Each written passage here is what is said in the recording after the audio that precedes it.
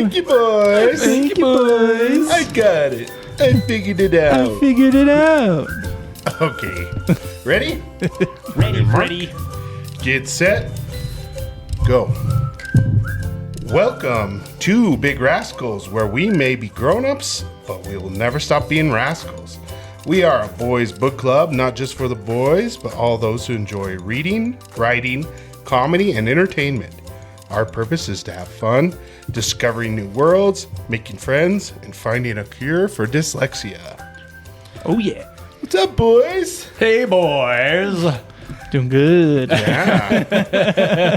Welcome back. Let's introduce ourselves once again for those that are new to the podcast. I am Greg. I'm Geoff. And I'm the only one who doesn't start with a G. I'm Derek. Yeah. For those of you who don't know, Jeff's name is spelled with a G. Yes, Geoff. it is. He's the weird Jeff. Joffrey. Joffrey. Joffrey. Geoff. Yes. English. Oh, yeah. Proper. I'm a proper boy. Yeah, proper naughty boy. Proper naughty boy. Okay, we're getting I off bet you topic guys, already. you guys haven't even seen that movie. Yeah, okay. Let's No. not. The talk- Gentleman. Let's not get. We're just starting. We need to digress. Wait, do you digress or we digress? Oh, man, I do say that a digress. lot, don't I? Oh, there, you want to shut that door? Oh, yeah, we got to shut the lights. Oh, man. This is our first day here at Big Rascals HQ. Lost my shoe. Wait, I'll be back. Okay, do we need to start over? Should we start over? Keep it rolling. Keep it live. Maybe we can we'll fix do it that live. light too. The one you just shifted. We'll do it live. Yeah, should we start over? No, I can edit Okay. it. Which I probably won't. But. I was going to edit in it. Wait, did anybody pause it? I did No. Recording? Nobody touched it. Oh. Isn't it recording? Yeah. No, I don't think so. The timer's still going. Yeah. Oh, okay. Yeah. Sorry, folks. First day. Bear with us. All right, well, let's get back on topic. Let's do our top 5. Yep. This episode's top 5 is top 5 aliens from movies and shows. Yeah. Yeah. Would you guys like me to start this off? Yeah, since it's your All top right. 5, why don't you start us off, man? Yep. The only criteria for this was that for it to be an alien, it had to either originate from outer space or be from another planet. It could not be from Earth. So, my top 5, I want to start with the honorable mention. I got 2 of them.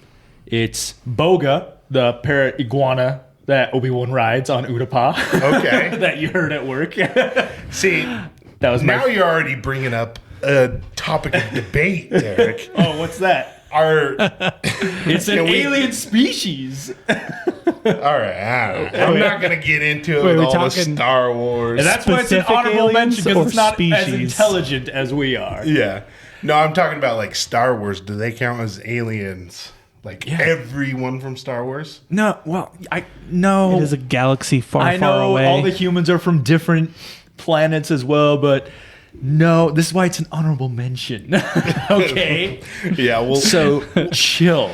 we haven't gotten into the stop minutia thinking too of deep things into yet. it. Well, this one's So- not too bad, then it doesn't break Yeah. as many molds. And my second honorable mention is Lieutenant Kirk.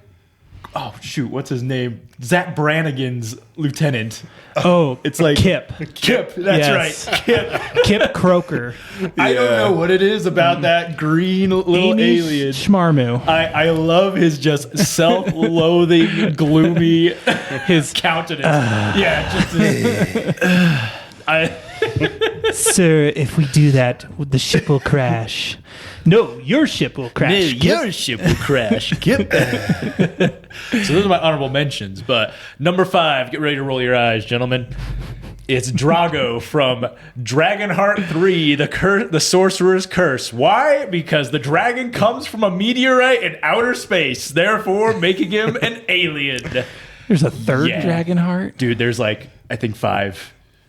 None of them are as good as the first one. Yeah. Just watch the first one. Yeah. But Drago, a dragon. That's right. Yep. Of course. Space dragon. A space dragon. If there's a dragon alien, it's got to be in Derek's top 5. Yep. Oh, yeah. And number 4, Deoxys from the Pokemon franchise. Came from outer space. His first debut for me was in his movie, Destiny Deoxys. I probably liked him because it really showed how beast of Pokemon Rayquaza was. Also a dragon. We get that beautiful scene of the point blank hyper beam where Rayquaza just did not give a crap and just blasted Deoxys. But Deoxys kind of got him back at the end of the film. Yeah. But you should digress. Yeah, but I digress there. Number 3, the Xenomorph from the Alien franchise. Now we're getting into the classics. Oh, dang. I love the Xenomorph. Just what a design and what a movie that movie is and how horrifying it is. Oh my gosh. Oh, I love the Xenomorph. The Xenomorph is awesome. Pretty wild. Yeah. Definitely would not want to be in a dark room with one of those. Oh no. I would not want to be in a lit spaceship room with one of those. Yeah, the claustrophobic spaceship. Golly. Oh, man. And number 2 for me is the Predator from Predator. I can't remember the actual name of the race, but by golly, it is such a cool, The cool Predator alien. is awesome too. Can't remember it either. Yeah, AVP. Fun movie. Oh, yeah. I never saw that actually. Terrible movie, but But real actually- fun. Oh, yeah. Side note, that features both Predator and Alien. Have you ever seen the fan-made film on YouTube? It's 7 minutes, Batman Dead End, No. where you get to see Batman fight a Xenomorph and the Predator in a dark Sick. alley. It is fantastic for a fan-made film. I suggest you look it up. I love it. All right. Sweetness. The guy who's playing Batman is definitely out of shape, though. So don't expect too much. And then number 1, once again, He's more like Bam Man and Spider Man. kind of, yeah. Yeah, kind of. Okay, my number 1, get ready to roll your eyes again, gentlemen, but hailing from the planet Cybertron, it is Megatron from Beast Wars. Transformers. Yeah. Megatron. Yeah, Megatron from Beast 'cause Wars. He's the T-Rex. T-Rex and then becomes a dragon by season 3. Voiced by the wonderful David Kane, having the best one-liners of such a... He's my favorite megalomaniac. Oh, my gosh. Yeah. That's awesome. Yeah. Some oh, awesome yeah. disses. Yes. But that's my top 5 aliens. Great. You missed. Righteous. You missed some, Derek. I'm not gonna wait lie. a second. Wait a second. Take off. Let's take off my number 2 and replace him with Rocky. Yeah. Yeah, there you go. Yeah. Gotta put Rocky on Yeah, there. you got to put Rocky on there. So yeah. He's a true bro. Jeff, why don't you go because you got the hot take. Wait, what about your guys' top 5 aliens? No. You go top 5 because then we'll give them Greg a break wants to from do it talking. last. Oh, I'll be gotcha. last on the top 5. So, you know how many I had in my list for the scores, right? Well, this is my list of aliens that I was Okay, struggling you to can only decide give- from. 2 honorable mentions.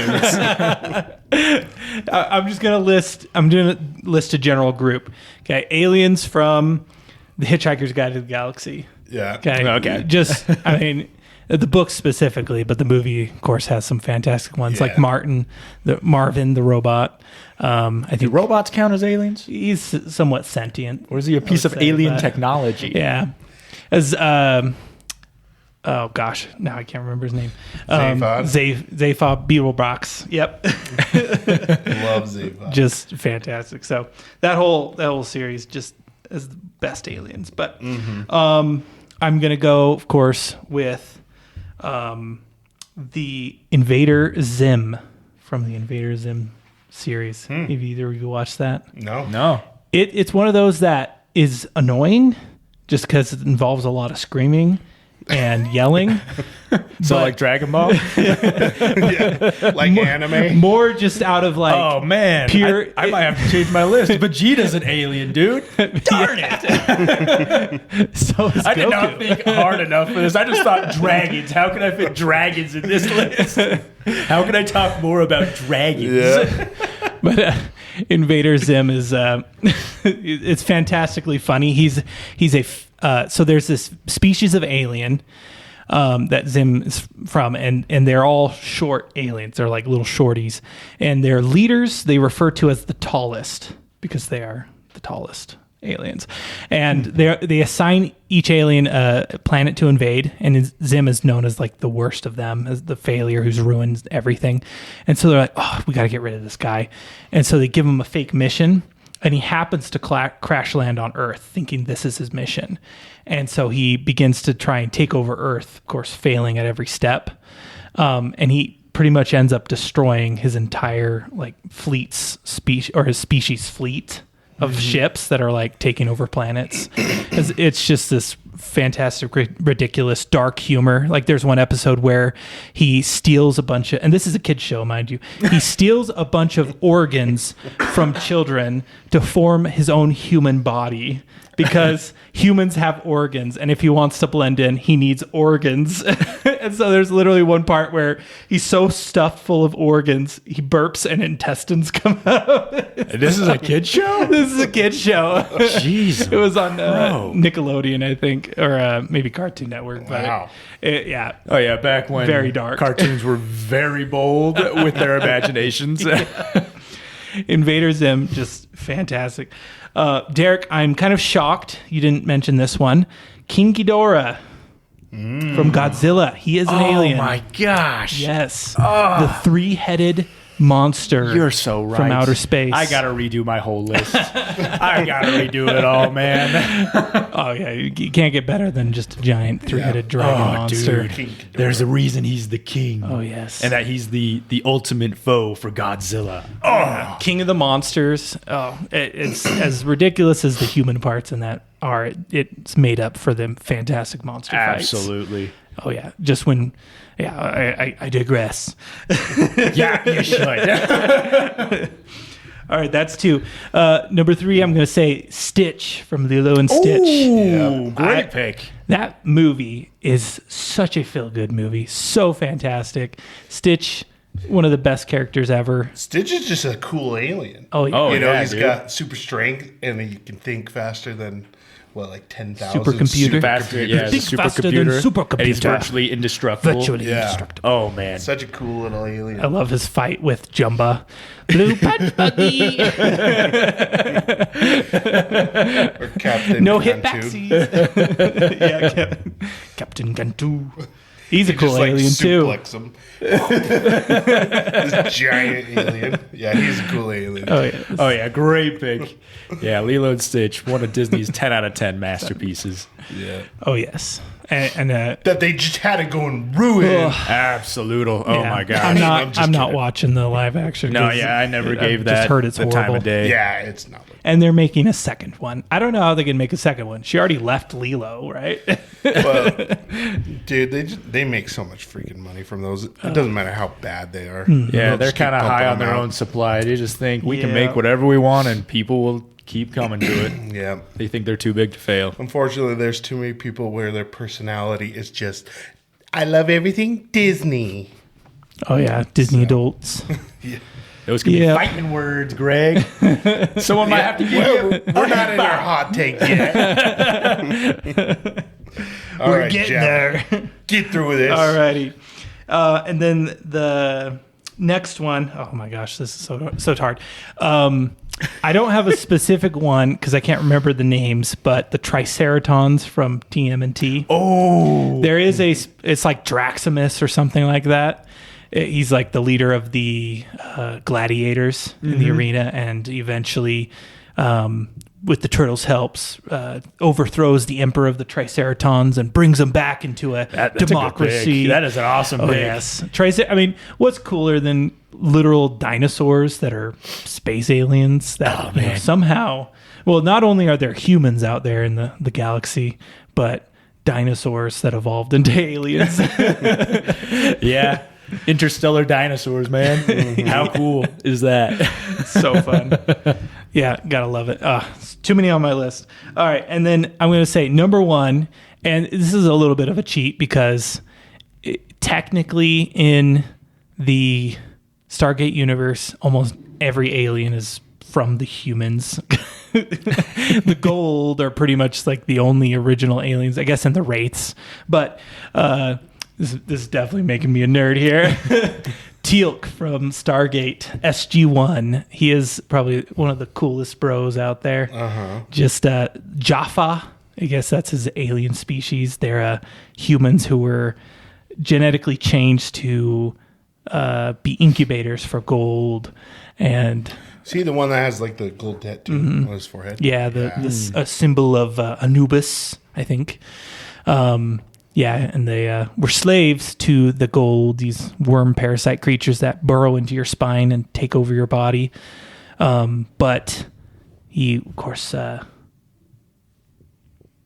rose above his... Are we talking about aliens too much, guys? Are you hearing that? What was that? I don't know. Hello? Yes. Teal'c from SG-1 is just... Dude, stop talking about Teal'c. And the best line, of course, you get from Teal'c is, "Indeed." I have no idea what you guys are talking about. All right, Derek, you got to watch SG-1. It is fantastic. Okay. Is that your 5? Yep, that's my 5. Okay, sweet. I'm surprised. Well, you were arguing about robots, but Transformers are robots. But they're from a different planet, and they have a spark, which makes them have a soul. So it is Gotcha. sentient But life. they So- were made by a bigger robot, Cybertron. Yeah. What's your point? So is Cybertron the alien, and the Transformers are just robots of that alien? Shut up, dude. Just let me have this. Well, if you have that, then I get this. Oh man, this is gonna be hard. I'm just gonna name all mine. Oh, you only get 2 honorable mentions. I only have 7, so I'm not gonna put them in any order. Rocky, obviously, he's such a cool guy. Love Rocky. I also have The Thing from John Carpenter's The Thing. One of the coolest, that is a great pick. scariest Yeah. aliens out That there. is a Just great a pick. shape-shifting alien that can take pretty much any form and disguise themselves. That's another as anyone. fantastic reference in Futurama when they're doing the company getaway to become better coworkers. Oh, yeah. And the guy who arranges it basically is a fake hitchhiker who is basically the thing eating them all. Dang. Futurama's got everything. Yeah, so love The Thing. Stitch. Yep, he's up there for me. I do love Optimus Prime as well. He's great just pick. Okay. so noble. Good pick. So noble. Noble. And then I got... Wait, what's that from? That's from Hercules. That's Hades. They get to go on. No. Come on, noble. Then I got the Xenomorph. Excellent. So cool. I was debating on Predator, but Xenomorph I feel like is just cooler. Well, he's like, just when you hear alien, like you think of the movie Alien. Yeah, exactly. Well, I feel like the Predator's kind of like the Mandalorian. As soon as he took off his mask, he got a little less cool. Yeah, he was one ugly mother ever. Then I got Zaphod Beetlebrox. He's a great character. And then this is my one where I'm like, robot, Iron Giant. Yeah. He's a cool alien as well. And then my last one is, have you guys seen Annihilation? A lot with of Natalie clips of Portman? it. Yeah. Never saw it, but I've seen It's on the list. a lot of clips. Yeah. Dude, the alien from that is so like disturbing to me. So that one's up there just for scare factor. For me. Yeah, I've heard that one's pretty cool intense. You guys should watch it. Yeah. It's one of my favorite scary movies about aliens. So, yeah, that's me. That's Plus Natalie mine. Portman's in it, so Yeah. yeah. Natalie Portman and Oscar Isaac. Yeah, that's right. Isn't Oscar Isaac like her husband or something? Uh-huh. And he comes back not knowing what to say. Comes out of the bubble. Yeah. No. Wild or what stuff. do they call it? Not the bubble. They call it like the shimmer. The shit. Oh yeah, the the shimmer. Oh yeah. Oh man, there's a part in that with a bear Oh, I've seen that that one. just like Where it can mimic a human scream. yeah. See, that Oh, made me think yeah. of Skinwalkers, dude. I've seen that clip, Oh. and I'm like, okay, that's absolutely creepy and terrifies me. Dude, so I watched it by myself because I didn't know it was like actually scary. I did the same thing with The Shining, and that freaked me out too. But So what you're saying is you were feeling lonely, so you decided to watch a scary movie, and you didn't feel alone anymore. I didn't feel alone again.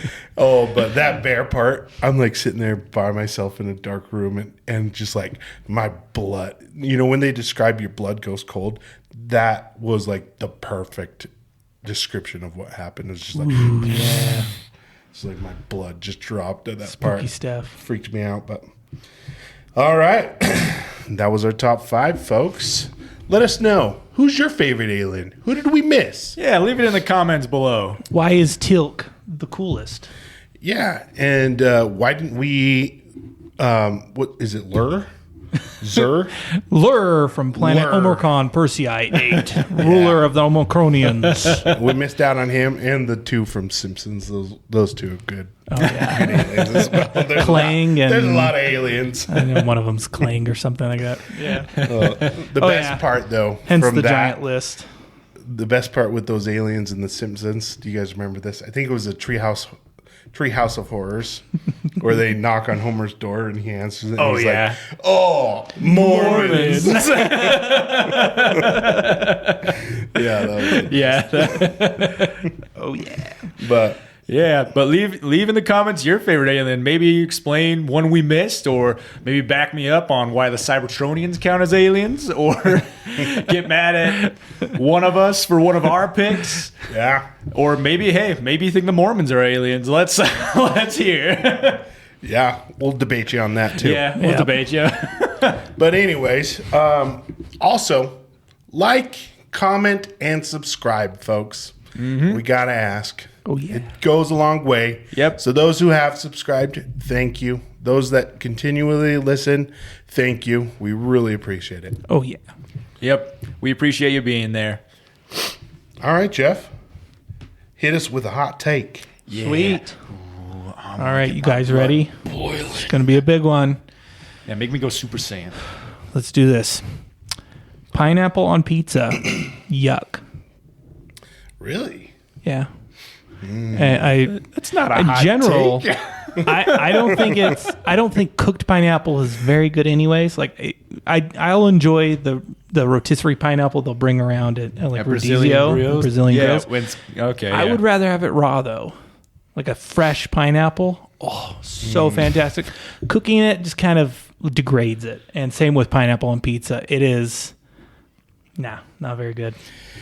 Yeah. You're gonna have to do all the fighting on this, Greg, because I will fight. 100% in agreement. I hate pineapple on pizza. It's something that should never have happened. And oh man, the cheese and the juices, the sweet juices of the pineapple just do not blend. I do not bite into a pizza wanting tropical flavor. I want cheesy, doughy, saucy, meaty goodness. I want a delicious triangle, not a fruity one. Yeah. Oh man. See, I think Yeah.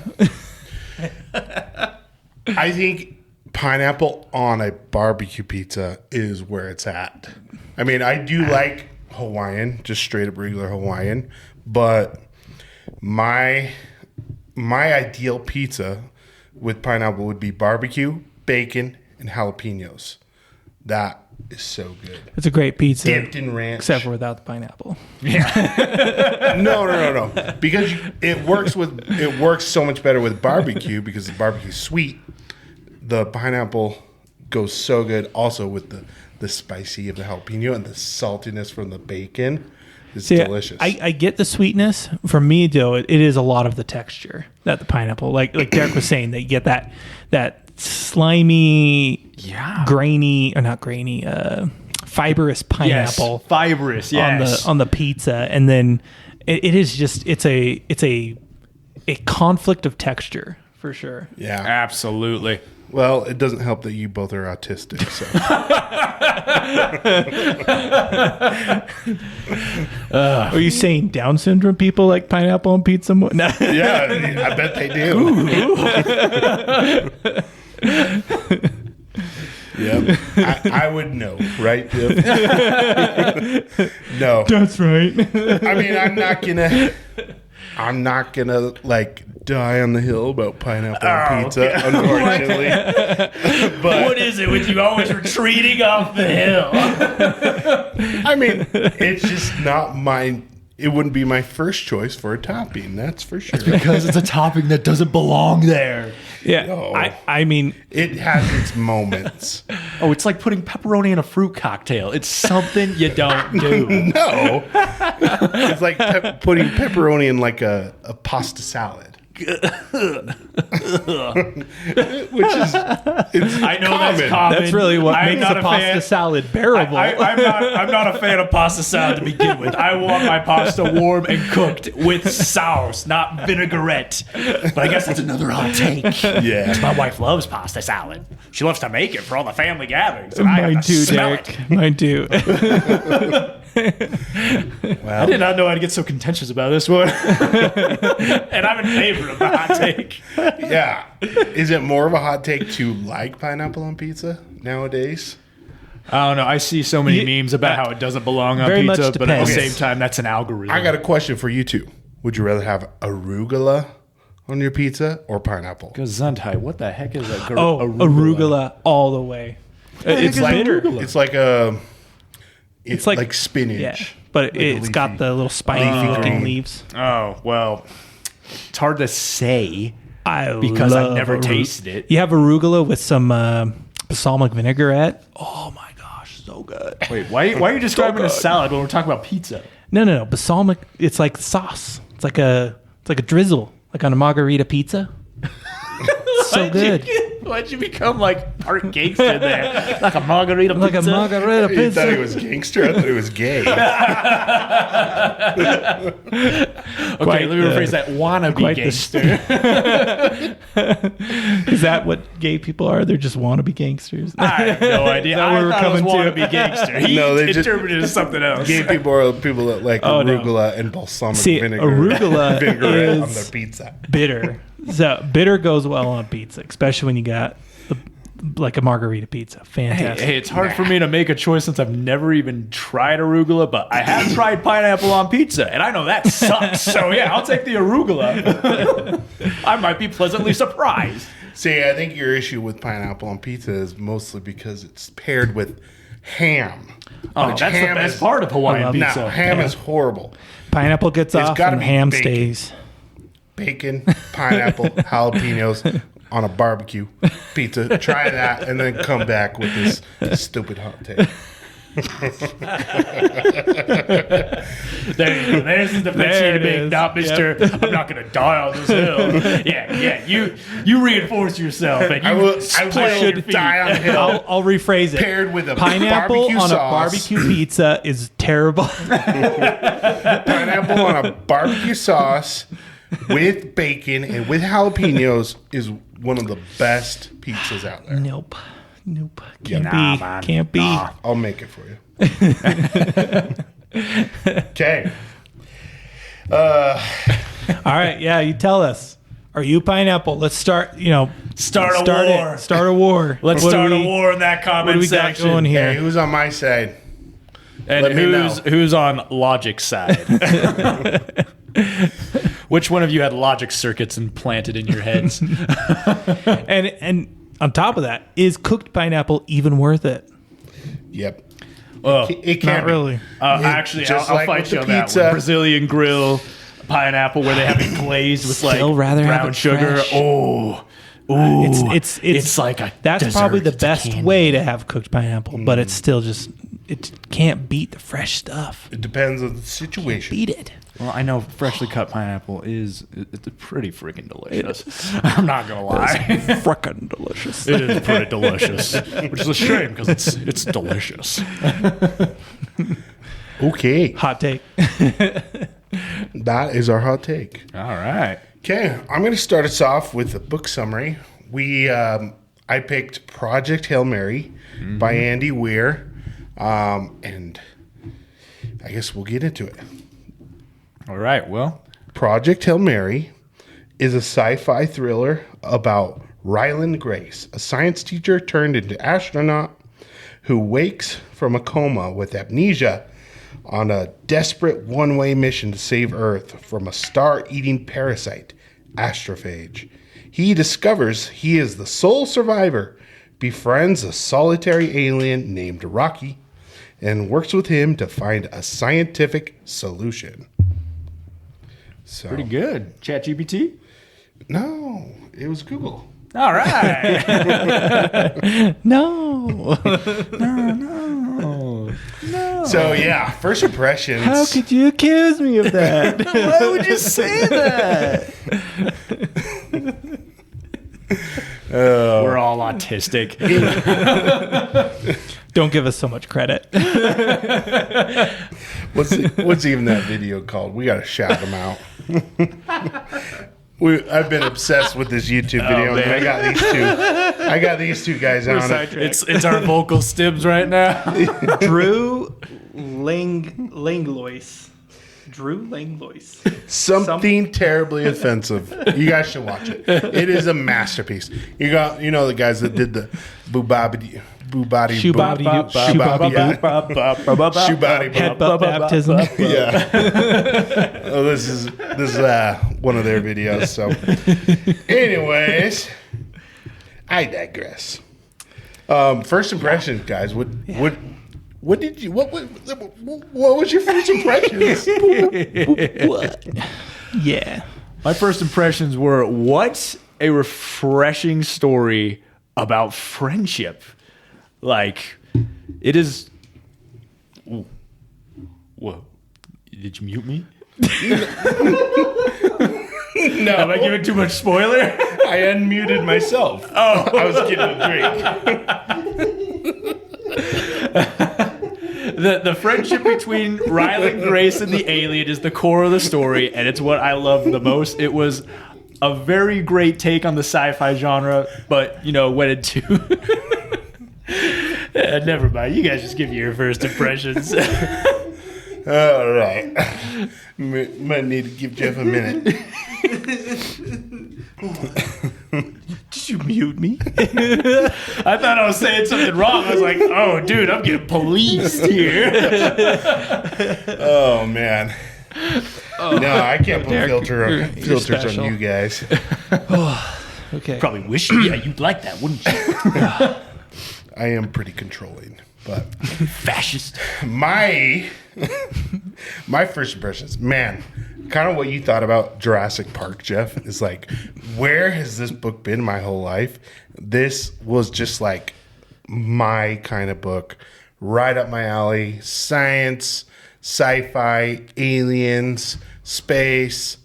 Oh man, it was just so fun, so cool. How special reading around the launch of the Artemis too. Yeah. Yeah. Yeah, so true.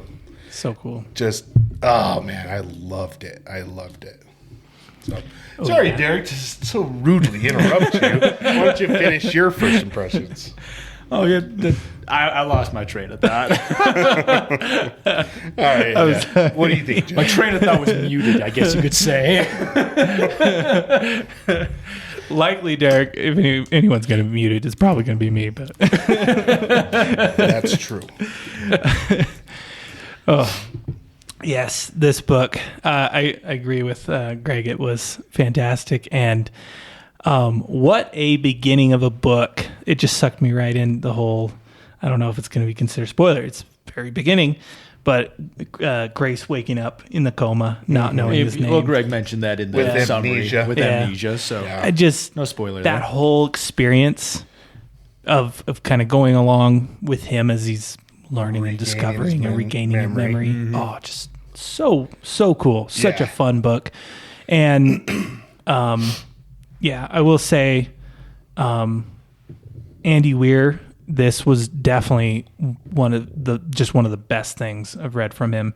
And it makes sense considering everything he's kind of built up to this book. With The Martian and his Artemis book and all. But I will say he's kind of ruined the idea of writing sci-fi for me, just because of his technical knowledge. Yeah, and how freaking smart he is. The bar he has set is way up there. That's a lot of work to get to that bar. It really makes you admire him. You know, it's like, wow, okay, I'm reading the work of someone who has passion and a yearning for knowledge, which is always just fun to read. And like you said, Geoff, with the whole amnesia part, you could argue that's like the slowest part of the book, just Ryland Grace trying to get his memory back. And the whole amnesia trope, I kind of got burned off of when I watched Captain Marvel because of her amnesia stuff, and I hated that movie. So this was Brie such Larson. a refreshing take on the amnesia part, and it was so much fun.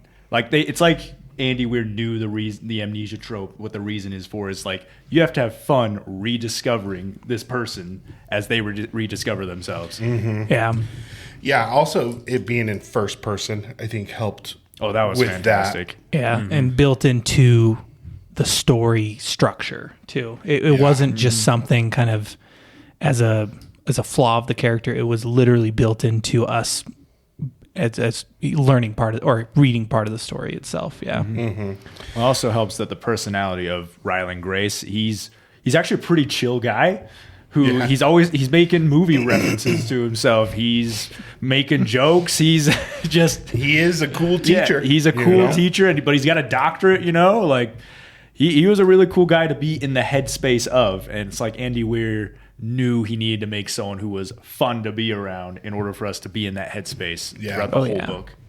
For sure. Do you guys think that there was too much science in this? Like he was too technical? Like me personally, I loved it. I loved that aspect of it. I mean, I'm not going to say that I understood everything. There was a lot of it that went right over my head. But I think for the most part... Why didn't you catch it? Aren't your reflexes fast enough? Yeah, they're not. No. They're definitely not fast enough. But I think for the most part, I could kind of... What? He was quoting Drax the Destroyer. And I'm like, there's an alien we forgot to mention. But yeah, I think I followed most of it. I don't know. What do you guys think? Yeah. I mean, I can't say. I mean, there was maybe some things I definitely felt. I don't want to say this. I don't want to sound so like arrogant, but it just made sense, right? Like I don't want to say like I missed anything. And it felt pretty balanced. I do think it's not the book for everyone, because it's not a book for everyone. That's hence why I think the movie is pretty valuable. But the book itself is super technical, and it does really make you feel smart when you kind of get something that's going on, and that can be a little prideful, but it's like, oh yeah, I get this. I get what he's trying to do. Oh, that makes sense. Oh, that's so cool. Or when you're thinking and he's doing part of the experiment, and then he does exactly what you're thinking he should do, and you're like, yeah, that's what you should do for that. Yeah, so you can't like be sitting there screaming at the page or at the audiobook being like, you idiot, that's such a dumb move. Yeah. But I'm kind of with you, Greg. Like, it was really fun, but that's probably for the same reasons why we all loved Jurassic Park so much, because like Michael Crichton, Andy Weir, he was able to balance on that fine line of being overly smart, but also not dumbing it down, but simplifying it enough for his readers to follow along. And I don't think he simplified everything. There were like a few things I didn't quite catch my first listen. So, I don't mind that because it makes coming back to it a lot better. Yeah. And so that's another thing. Yeah. And I just really love it when a writer does this kind of research because we, the reader, benefit because we're actually learning something as this, and we don't even know it. We are having fun with it. Like, many readers will actually go research this. They'll be like, that can't be true. And it's like, oh my gosh, that is true. Or, it's like, okay, that's not true. But he's very it's smart. It's fun to learn this way, Yeah. So I probably loved it for the same reason as Jurassic Park. It's just like, oh yeah, wow, that's an interesting way to think about it. Oh wow. Oh yeah. Yeah. Which I do disagree with you a little, Geoff, that I do feel like it is closer to more for everyone than it is not. Because I do feel like even if you don't understand it, you can understand what's going on with the story. I think he's able to do it good enough to where you're like, oh, bad alien, need to fix.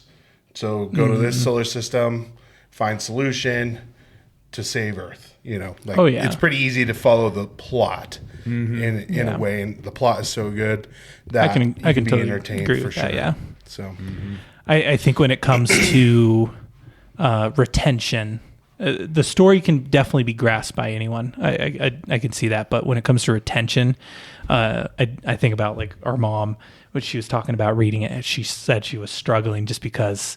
And for her attention span is not going to be there when it comes to this kind of book. She's going to be more concerned about the relationships rather than how he figures something out or how he's doing the science, which I know a lot of people that's not going to be their cup of tea. That's not going to be what they're going to want to read. For them to get through the book would be a little harder. Now they definitely could, and by the end of the book, you're totally right. It's written in a way they will understand it. And Mom was saying that she did love it by the end. So. Well, that's because it has a relationship at its core that is so much fun. They just got to get through it. Yep. Power through the science. I really think that even though I think this is just a gem that every lover of sci-fi should be reading at this point or rereading because it's everywhere right now. It is such a huge thing in pop culture. And even those who aren't lovers of sci-fi will be pleasantly surprised with how good this book is. I feel pretty safe saying that. I don't think that's too big of a praise for it. Oh, for sure. Yeah. So, what do you guys think about the movie? If you don't know, we went to the movie together. Yes, we did. As the Rascals. And took our lovely ladies out with us as well. Did a little date night on it. Now, what was your first impressions of the movie? Do you mind if I go first on this one, Geoff? Go for it, man. Yeah. My first impression was they cut out a lot of that science we were talking about that I found so compelling, which I'm so glad I listened to the audiobook beforehand because there was something I was like, there's no way a general audience is going to follow along. But mostly with movies, general audience will just accept things as they come here and there.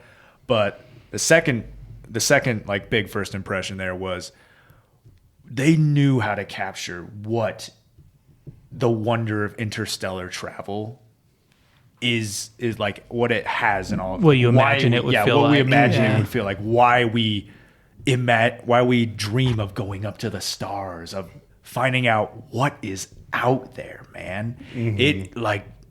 It's incredible. The soundtrack, the score, I thought was great for this movie. So I was really happy to see this. The simple use of just great set design and like the great use of CGI and just stimulating colors and everything. It was pretty gorgeous to look at for the most part. Yeah. Oh yeah, for sure. Yeah, it's interesting because one of the criticisms I've heard, and I would say this isn't mine because I thought it was really a beautiful movie too, was that people wanted more color in the movie. They felt like there wasn't enough of that like space majesty. Yeah, you could say that. But even then I still felt like it. But when they did introduce color, like it really just it was, you knew it was like, a great moment. Yeah, the Tal Ceti, the planet at Tal Ceti. Oh yeah. Yeah, Adrian. Adrian exactly. was gorgeous for sure. That whole part. Yeah. Yeah, there's a few things about the movie that bugged me a little, but I do think they did a very admirable job at doing their best to make it like the book. I do feel like a lot of that science, unfortunately, that it was somewhat necessary to take out because to portray that as visual, like in a movie, I think would just be so hard. Yeah. It's unfortunate because that's just why the book it's just so much better in this case. Oh yeah.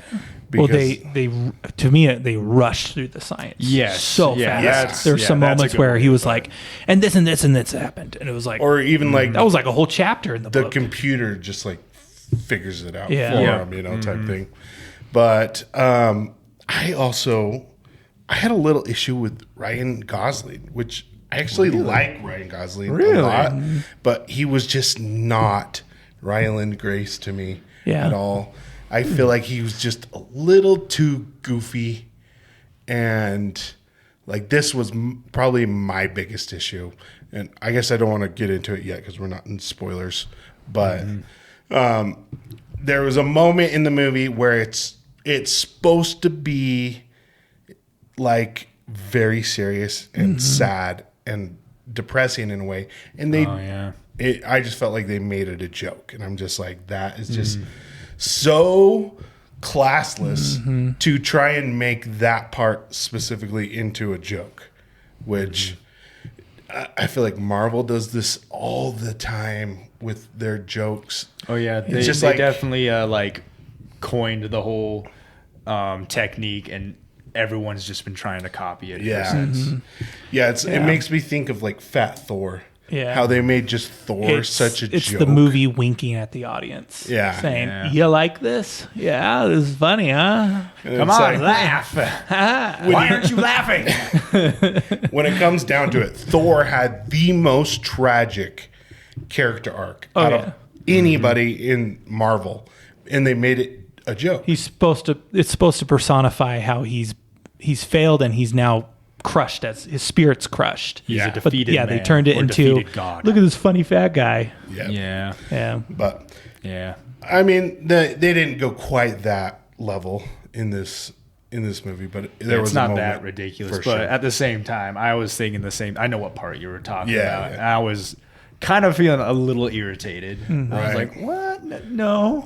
Yeah. It's just like, that's true. Let the audience feel. Yeah, it's okay to let the audience feel sad. Yeah. Or a little like uncomfortable. Yeah, I think that's something kind of lost in a lot of modern movies is they don't want the audience to kind of squirm in their chair anymore. Yeah. Which is a real shame, because the beauty of storytelling is for us to experience what it is to be human in a deeper way, and that includes our negative emotions. Even if we're just having a token of it, it can just it can help us learn so much about humanity. But that's a discussion for another day. Yeah, totally. And we'll get more into that, I feel like, with the spoiler section. So if you guys don't have anything else, I think let's take a break. And then we'll get into spoilers. Well, I want to say what I thought about the movie. You didn't already? No, not really. I mean, I commented on what you guys said, but okay. I feel like we're gonna have to replay that. You're welcome to, but no, because Derek went first, and then you went, and then I was gonna go. But okay, I might be remembering it wrong, but I thought you went after Derek. Yeah, we need that instant replay. I was probably just commenting on what Derek said, but I didn't given my official stance. Tony, give us that instant replay, please. Because I did have a specific thing in mind. Okay, let's hear it. It was about the characters. Like, the movie was great because I was commenting on the color. That's maybe what you thought was my take on it. But I was just saying that was what I heard from people, so not my take. Okay. But so the characters in this movie, I was a little disappointed in a lot of them. Like, oh gosh, what's her name? Strap. Yeah, Strap. Yeah. I wanted more from most of the characters. And again, I feel like there was a lot of kind of going on what you're saying, a lot kind of some shallow things in the movie that didn't quite live up to the grandeur of the book. And they could have just done more. And granted, I get what they're going for. They got to appeal to a mass audience. But I mean, come on, Hollywood, you got plenty of money. Take some risks. Don't appeal to the greatest common factor. Appeal to what matters, which is what the story's trying to get. Yeah. Appeal to like art for art's sake and not for money's sake, you know? Yeah.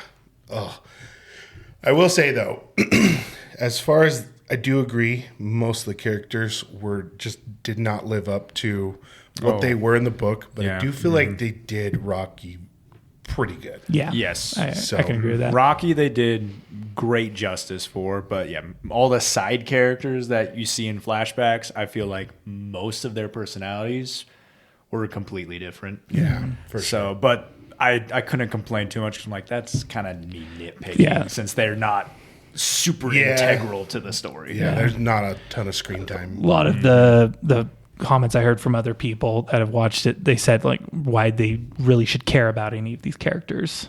And it's like that goes to show you really didn't do anyone justice if nobody's caring. Yeah, about exactly. them. If you're not, which is kind of a weakness I always see in writers, like because characters for me are a big reason I enjoy a story. And when like we've said in past episodes, or I've said in past episodes, when a writer is able to just bring in a character and say a couple lines, and they just capture your heart, and then they leave, and you're like, I want to be more with that guy or that woman. It's a real strength as a writer that they're able to just do that with just either a few sentences or a paragraph, and it just makes you think of other stories that could be happening in that world. For sure. Yeah. Oh yeah. All right, Geoff. Was that your take? Yes, that's my take. Thanks for letting me share. Let's take a quick break. Maybe get that instant replay. Yeah. Quick break, and let's we'll meet back here in just a minute. Yep. All right, we're back at it. Now we're going to get into our spoiler section. So you've been warned. Yep. If you don't want spoilers, go read the book. Yeah, go see ahead. the movie. Pause this. Go listen to the audiobook or go read the book and possibly watch the movie and then come back. You'll enjoy this. Get yourself educated. Yep. Yes. Awesome. I think we should start on characters because, there are not that many in this book. Not many that need like a ton of talking about. Yeah, not very prominent. So I'd say there's like 3 characters tops that are just like main characters. Yeah, have a very impactful part of the book. Yeah. So, yeah, why don't we start with Ryland Grace, Dr. Grace, the main character. Yeah. Now, you guys said you liked his personality, or I think you both said you liked his personality, right? I definitely did. I think one of the comments I heard in one of the reviews of the book was somebody was saying how they didn't feel Grace had any depth to him, that he was just this goofy, super smart guy who kind of had all the answers to his solutions, but there was no like character depth. What did you guys think about that? Do you want to go first? Or? Sure. I don't think that's true. I think there's a lot of depth to him. I think the whole like point of his character arc shows his true depth. Like Strat really kind of nailed it on the nose of like kind of who he is as a character when, at the big twist or whatever, he was a like really, you see he's such a brilliant scientist and he's got a doctorate. He's got I got the quote right here. Do you think I don't know you, Dr. Grace? She yelled. You're a coward, and you always have been. You abandoned a promising scientific career because people didn't like your paper you wrote. You retired to the safety of children who worship you for being the cool teacher. You don't have a romantic partner in your life because that would mean you might suffer heartbreak. You avoid risk like the plague. Yeah. Yeah. Exactly. And if that's not depth, I don't know what is. You know. Well, I think it goes to show a very flawed person who, which that's one thing I love about the amnesia aspect is his thought when he's finally regaining his consciousness is, I made a noble choice. Yes. When he's first regaining his consciousness, and he thinks of himself, he's describing himself as muscular, it's like, oh, I was prepared for this mission. I made a choice to come on this mission. And then talk about the realization at the end, right? Yeah. To basically crush all of that. So yeah, I totally agree. I think this particular reviewer, they did come after in their second portion. This was like their first kind of concept of Ryland Grace, but then in the end they kind of came to realize, there is a lot more depth to this person. Oh yeah. I guess I would just echo what both of you said, that you start off thinking, okay, he at some point in this story he made the choice, because you first see him make a smaller choice to when the kids are all asking the questions, then he decides to just leave the class and dedicate himself to the research of Astrophage. Yeah. So it kind of sells the idea like, okay, this is a guy who is willing to do something bigger than himself for people he cares about, which, you're kind of buying that into that lie he's been put into himself with the amnesia. And so the realization, because throughout the whole story, you're hearing the people who were first chosen. So you're wondering, how did he end up choosing to get here, to find out, oh, he didn't choose at all. He was forced under duress. Yeah. So like he was cowardly, and he went kind of like a tantrum baby, a baby throwing a tantrum. Yeah. But as well, you see him use his smarts really quick too, on the fly. So he's quick thinking. He knows his stuff. But like you said, Strat put it there that, you're never thinking he's a coward throughout the whole story until, he abandoned academia because of a failed paper. He doesn't have any romantic interest because, well, there's failure there. And what such a divisive analysis of him too. That she could have stopped at the abandoning academia, but no, she went further. Yes, she went straight for the heart. So with that being said, I'm not going to say he's like the deepest character. He doesn't have an abyss of character, but to say he doesn't have any depth, I feel like is so wrong. There's plenty of stuff that I get from him where I can be like, I know what he would probably do to spend his free time, what kind of stuff interests him, what kind of hobbies he would do. I have a great picture of that. This is a real human being, essentially. So, yeah, he's got depth. Yeah, I do think he does very good at making him realistic, but also just very brilliant at the same time. Like, not just in science, but like adapting. Like, the whole story. Yeah, his problem solving is just incredible. Adapting, problem solving, figuring things out on the fly, and it is just so fun to watch kind of him, I wouldn't say necessarily grow, but just kind of like find himself. Yeah. Reform into himself. Yeah. Yeah. That is another cool part with the amnesia is you see how, because you're right, Derek, how is he going to get into this position that he's in now? But the fascinating thing is he was prepared the entire time, right? He did the research. He was even in the water practicing with the spacesuit with all the equipment, which, that's another great thing Andy Weir does is he builds up to explain like how Grace was able to do all this. Grace isn't just smart. Through the book, you see he was prepared, that there were things there that made it. So, he could do spacewalks. He could do science in space. I also think it makes, it really shows that Strat was kind of a genius herself, having not just a backup plan, but a backup plan. Like, I think she knew Ryland was the third choice no matter what. And so she was ruthless. Yeah, she was. Well, one of the critics I saw is that the flash of memories were a little just too convenient for him. Like, oh, it's convenient you remembered that just now kind of thing, which I don't know what to say to that, man. Like, do you want him to get his memory back or not? Yeah. I'm just like that is really why it is. It's more of a story thing rather than like, oh, he's just getting his memory back. Like, learn to suspend your disbelief, okay? Yeah.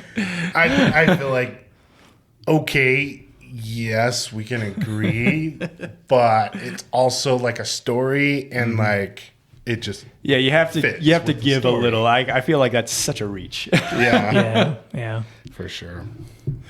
But that's awesome. You're given plenty of other great signs in the book, and you're caught up on the amnesia. Yeah, it's not how amnesia works. Oh, you speak from experience? How would you know? Do you even remember? Yeah, exactly. What'd you guys think about Rocky? He's the best part of the book. Which there's so many things I can talk about that I love about Rocky, and just the concept of discovering an alien race that I feel like Andy Weir gets so right, and why we want a story with another, like with making contact with intelligent species out there. Because my biggest complaint with the mainstream like Marvel and DC films is they're all out in space. You know, there's multiple planets out there. Why is everyone speaking English? Why? And why do they all have that? They all have the same crude vulgarities that it's so unimmersive, man. It drives me nuts. Like, at least Star Wars, you have subtitles because, you know, they're just going Junga benga,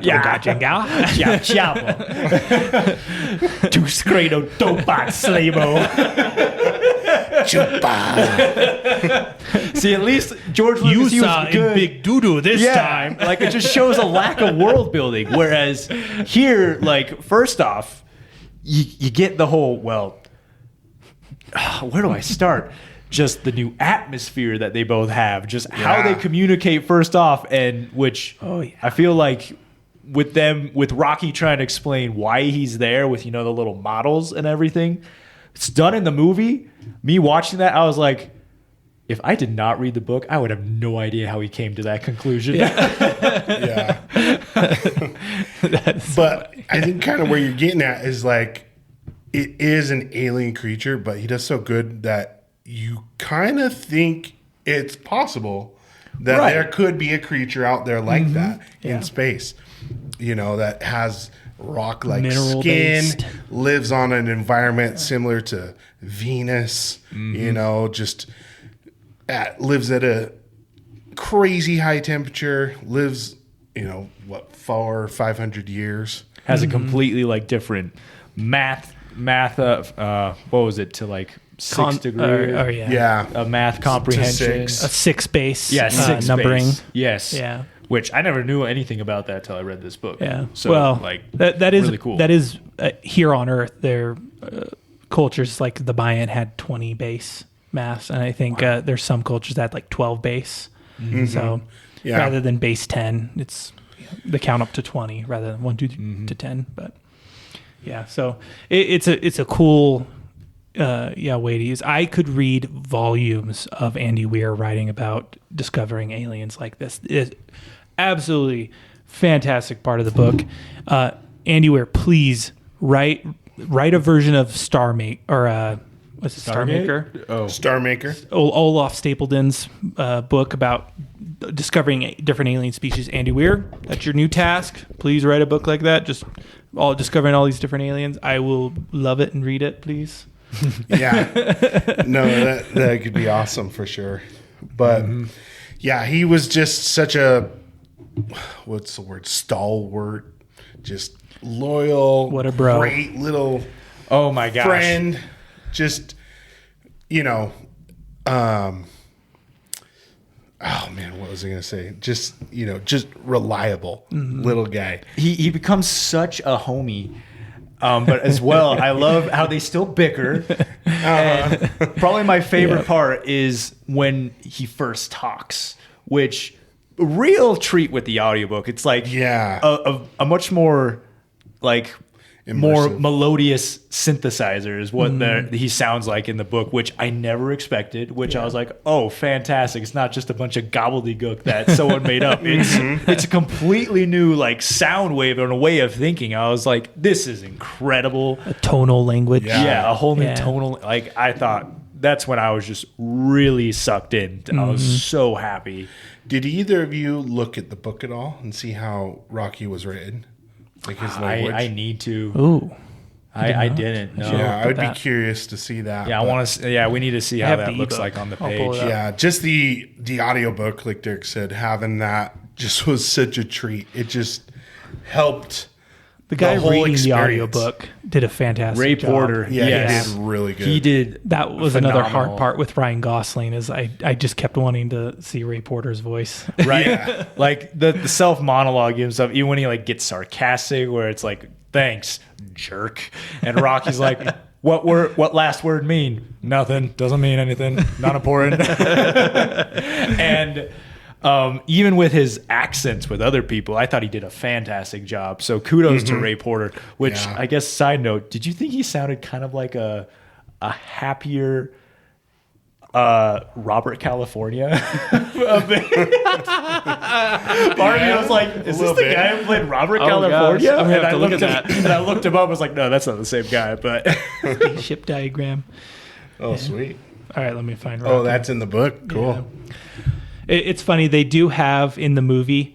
This is the diagram they have. Oh gosh, come on. Sorry. Ebook thing. Yeah, in the yeah. movie, they have that diagram. This is the diagram they have on in the spaceship. for the spaceship in the presentation. Oh, wow. But obviously the cinematic version is a lot more elaborate because they even show like how the ship is supposed to do the 0G. which that was really cool. Oh, to me. yeah. Sweet. That was super cool. Yeah. Pretty wild. When he The discovered centrifuge. that with the centrifuge, I was like, whoa. Because I'm so used to my spaceships just going pew pew pew. Meow. So like it's just nice to get like some in-depth answers to how a spaceship would work in space. Yeah, more realistic, you Oh mean, yeah. Yes, Like- more realistic. for sure. Oh yeah. But yeah, Rocky just was such a fun character. Like we said, we do feel like the movie did him pretty admirably. Like he was Okay. good rendition. So it comes up as music notes, and then the rest of when okay. it's actually translating them, it's all italicized. Wow. Bad. Bad. Bad. That's pretty cool. Which I love the touch in the audiobook. Once they get their language figured out, you just have Rocky talking with that sound playing with it. Like it's no longer to that musical tune because you can't really match it to the words that are being read, but it still gives you the sense that, okay, essentially Grace is here and just he's understanding. Don't you love at the end when Grace Yeah. is using the language? Yeah. Say that. He's like, oh no, it's a clock. Like, a clock? Which that was a really cool part of the book, how you see where this is where it's great to have a suspension of disbelief to where like you see how Grace is able to use his laptop to record certain notes and they're able to find a common ground for simple words, and he was able to put it in a database and just have that just be playing off for him. So it made you really believe that it's believable that he could learn what this alien is saying and the alien could learn back, which I thought that was really cool. Like, yeah, it's kind of, I guess you could say it's kind of a side quest because it's not helping with the Astrophage until it actually does. Yeah. The entire time I'm like, I'm enjoying this, but isn't this an urgent situation? Yeah, right. I guess that could be a gripe with the book. Like sometimes you're like, this is an anti-apocalyptic effort here. You're just out here playing hacky sack with an alien. Which I didn't. hacky tape measure. Yeah, hacky tape measure. Which I didn't expect there to be an alien in this book when I was reading, listen to the first part. You know, Yeah. I'm learning about the Astrophage. That's kind of I'm why like, I was this is pretty so cool. mad at the trailers because I tried not to watch them, but I'm like, I wanted to be surprised, but Yeah, no. I did. I did okay not getting too many spoilers, so it definitely was. Oh, I did great at no spoilers. So No, that's good. yeah. That's awesome. Yeah, I don't know. I loved the whole side quest part with Rocky. I It's so wouldn't want it any compelling. other way. I feel like it ultimately, like, they would not have succeeded without each other anyways. Oh yeah. Well, you had the researcher and the bio researcher and the engineer, and that was that's like the dynamic duo team. You know, you Yeah, got the big but, swordsman and the The crafty assassin. the human science with the Viridian engineering technology. metals. Yeah. Engineering. So Xenonite. yeah, exactly. Which that was also cool. Like a noble Yeah. gas being able to be turned into a metal. That was probably my biggest gripe with the book was it seemed to be a cure-all, but I do appreciate how Andy Weir made it the biggest flaw in the end. Yes. How it seemed to be Yeah. what saved him from everything in Multiple the end, but also it's times. like it was their downfall. Yeah. So Yeah, for clever sure. writing there to take something that you're thinking, oh, is this Yeah. Deus Ex Machina? Yeah, the stuff you want to like. Yeah, you're just in the middle of the book. You're like, man, Andy Weir, I'm gonna have to dock you some points for then you get to that part. Let me erase that. Okay, you got me. You got me. You got me. You got me. So yeah, what did you guys think about Strat? Oh my gosh. I think she was poorly represented on film, Yeah. and Yeah. I think shown too many different sides. I felt like they tried to give her too much depth. I appreciated in the book how she just was, that her character was always ruthless. There was really no heart to kind of sympathize with her like they did in the movie. Like they tried to make her seem more sympathetic. Yeah, with But like in the the- whole karaoke In the part. book. Yeah. Yeah, that was, dude, when that was like when he's out on the boat talking to her before she does that, I was grabbing my wife's hand. I was like, please don't tell me they're going to get into a romantic relationship. Please don't do this. I love in the book how they're like, you're sleeping with her, right? Oh, To man. Grace. And he's like, no. Yeah. Yeah. Oh my goodness. But yeah, the best part about her was, she was, as Thanos put it, the hardest choices require the strongest wills. Means to an end. Yeah, she saw what had to be done, knew that it was going to be difficult. Basically, her philosophy was like one of my favorite red versus blue quote from the director, where he says, it is an unequivocal quality of man that when faced with extinction, every alternative is preferable. And I'm like, yeah, that's Strat. Oh, yeah. She's got one goal. Blow up the ice caps. Yeah. It doesn't, I don't Yeah. care if I'm going to Pave the blow up Sahara. half the world, but if I save the other half, it's still a success. Force somebody against their will to go on a suicide mission. For the benefit of billions. Yeah. Honestly, that's a character I think that would be the only way they could get a project like this done.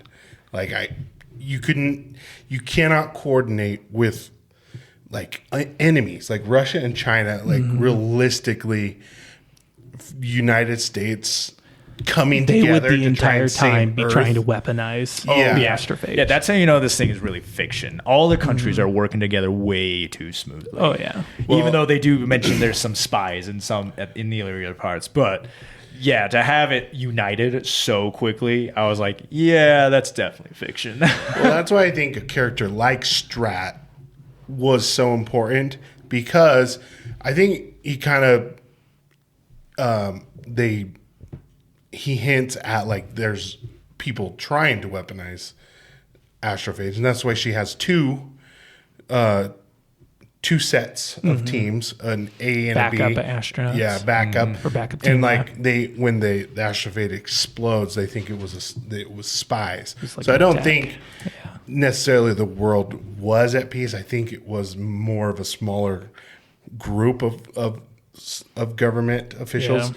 and I think they just really you kind of need that Emperor Caesar type character Napoleon. that Yeah. just takes over It and is is the- like, no rules for me. You do what I say. I have Yeah. full power. to get this done. Yeah, it's one of those. Like the only way. Yeah, it's like one of those rare cases where someone having all that power is kind of justified. There needed to be, especially when it's like Strat. Like even Grace in the book says, you know what? As much as I disliked Strat, I'm glad she was in charge because things were getting done and progress was being made, and there was no, for lack of a better term, there was no countries doing this dick waving contest. Sorry for the crudity there. I did not know how to say that. Dick measuring contest. Yes. Muscle flexing. That is why one thing the movie kind of missed out on was the courtroom scene from the book. That was so important to demonstrate just her ability, her authority. And one of the comments was how cheesy it seemed, but I just loved it when they're like, detain her. And she's like, you and what army? I have the U.S. Army. You cannot detain me. And she just walks out. And it was all just to show she's not going to get arrested. But I mean, the realization she had at the end, of course, was like, yeah, I'm probably after this all happens, they're going to arrest me. They'll probably put me on death row or throw me in jail for the rest of my life. But it was like, those decisions. And granted, there are very few people out there who could fill that position. And I think Andy Weir represented the perfect character to be in that position. Yeah. Number one, they would have to be a sociopath. They would have to not have any empathy whatsoever. And I do think she's a genius. I think she had everything down, planned perfectly. Yeah. To the point where she even knew that Ryland Grace was her third option, which hence, I think that is such participating foresight. In all the testing, like in the tool and underwater training, testing, everything, being basically the lead scientist with Astrophage, thinking 20 steps ahead. Yep, for sure. Oh yeah. Yeah. Well, anything about the rest of the characters that you guys have any thoughts or anything you want to say? Maybe later we can talk about our favorite Rocky and Grace moments, unless you want to talk about that right now, because it is like the emotional heart of the film. So we can have a whole section dedicated to their friendship and how it blossoms if we want to do that later, or we can do that now. Yeah, I feel like maybe we can move on if you guys don't have anything about any of the other characters. I think I kind of just want to say I agree with what you said earlier about the characters. They kind of existed to give this world some substance, rather than it just being a story about Grace, Rocky, and Strat. Yeah. Showed kind of some real characters in this. Like the scene where they're all, again, the movie didn't do it justice. The scene where all the crew is talking about their methods of suicide. That is so impactful. It really demonstrates like these people, the nobility in their cause and what they're trying to do, and kind of their acceptance with death. Kind of, despite them being so few in the book, it really humanized all those characters. Yeah, it really flushed out the world and showing that this is like how, if all the countries were working together, how it would work. Because they even, they go to New Zealand and get a guy who was put into prison doing a crazy experiment. Yeah.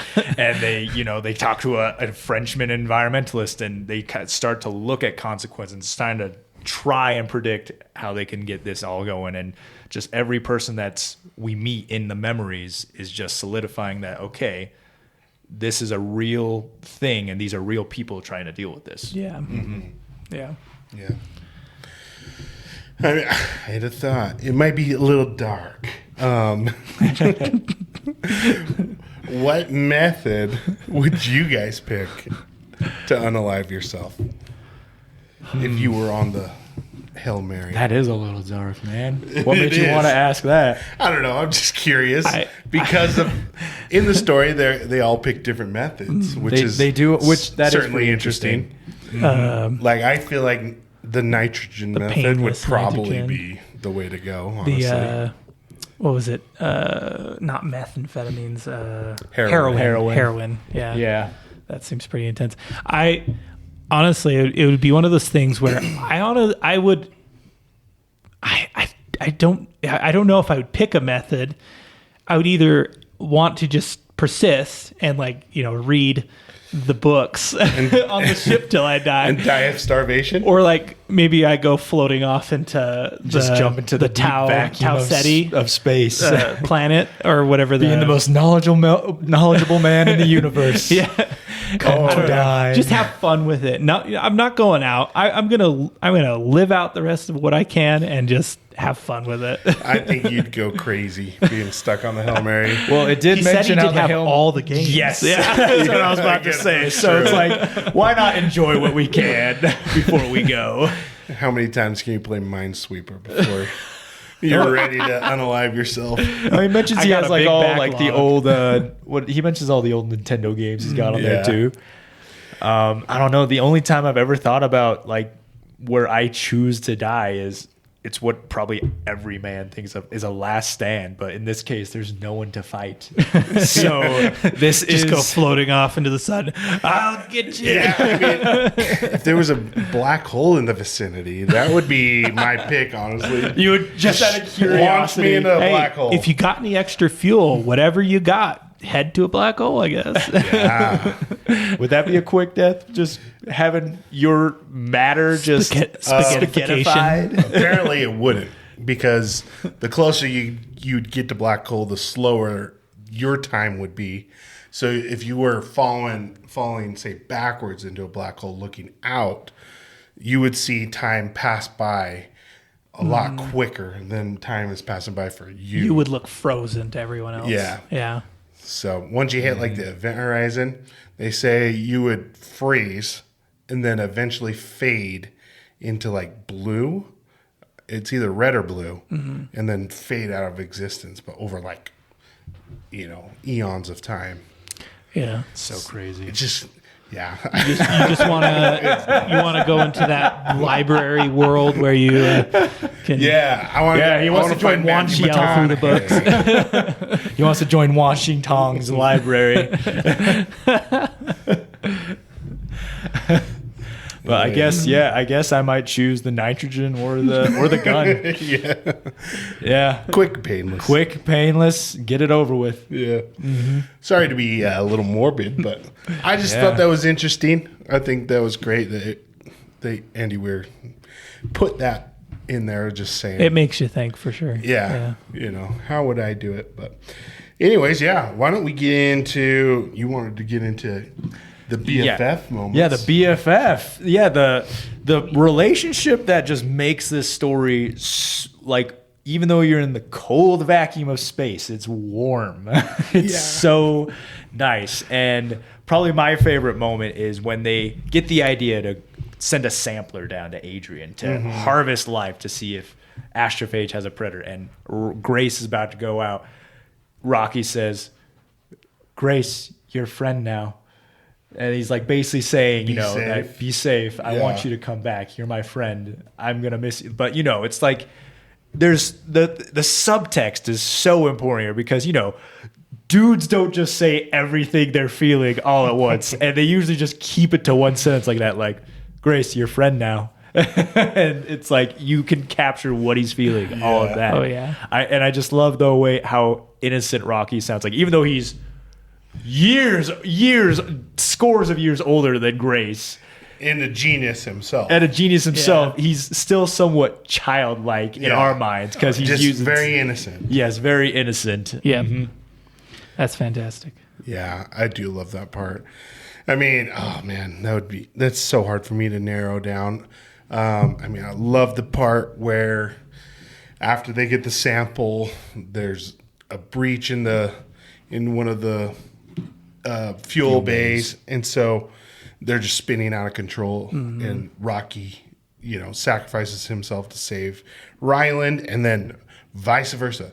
Ryland sacrifices himself to save Rocky, or do what he can to save Rocky. Ends up getting like third-degree burns all over his arms, blasted by the ammonia. Again, the movie just failed to have that. I know. Yeah. I do feel like they did a good version of Rocky saving Ryland, but Yes. Yeah. not the opposite. I mean, that is definitely one of my favorite parts too, and I was imagining this insane scene where it was almost like a Star Trek style, with the chairs like in the middle of this big room. And, it's this massive metal chair and that had landed on Grace. And I'm just picturing Rocky picking up the chair, like he's chucking it across the room. It just seems so cool to me. And just such a beautifully intense moment. And again, such a wonderful foreshadowing to Grace's own decision in the end. Like where Rocky literally is about to sacrifice himself and potentially die for Grace. And in the end, Grace does the same thing, but just such a beautiful moment. And of course, the introduction with them when they're getting to know each other. No kidding. With over that. With how Grace helps him understand why everyone on his ship is dead, and he didn't understand, and and the watching him sleep. Oh yeah, I observe. Yeah. Oh man. And just bros got to watch each other sleep. I know, right? Watch over your homies, fellas. Watch your homies. Make sure they're safe. Watch the homies at night. Hashtag kiss the homies goodnight. Derek will see me as window. Derek, I'm watching. I do also love how they have the excuse like Viridian thing. Yeah. Or human thing, and they're like, understand. Understand. I think that's a cool aspect. That's so great.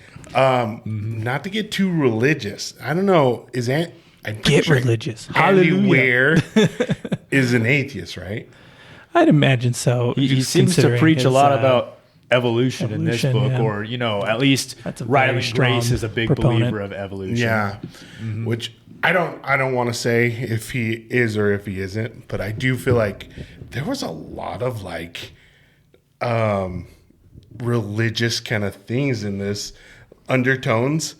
For me, I feel like it was Rocky and Ryland talked about we met at this specific time for a reason. Like both our races were at this more than a coincidence. More than a coincidence. Where we're not smart enough to figure it out on our own. We had to come here both at the same time to meet, and they wouldn't have been able to do it without each other. And it's a very divine crossroads. Yeah, it's definitely more. It seems, at least for me, it seems like. What's the word? Just more miraculous, meant to be providence type thing. Yeah, like a miracle. Yeah.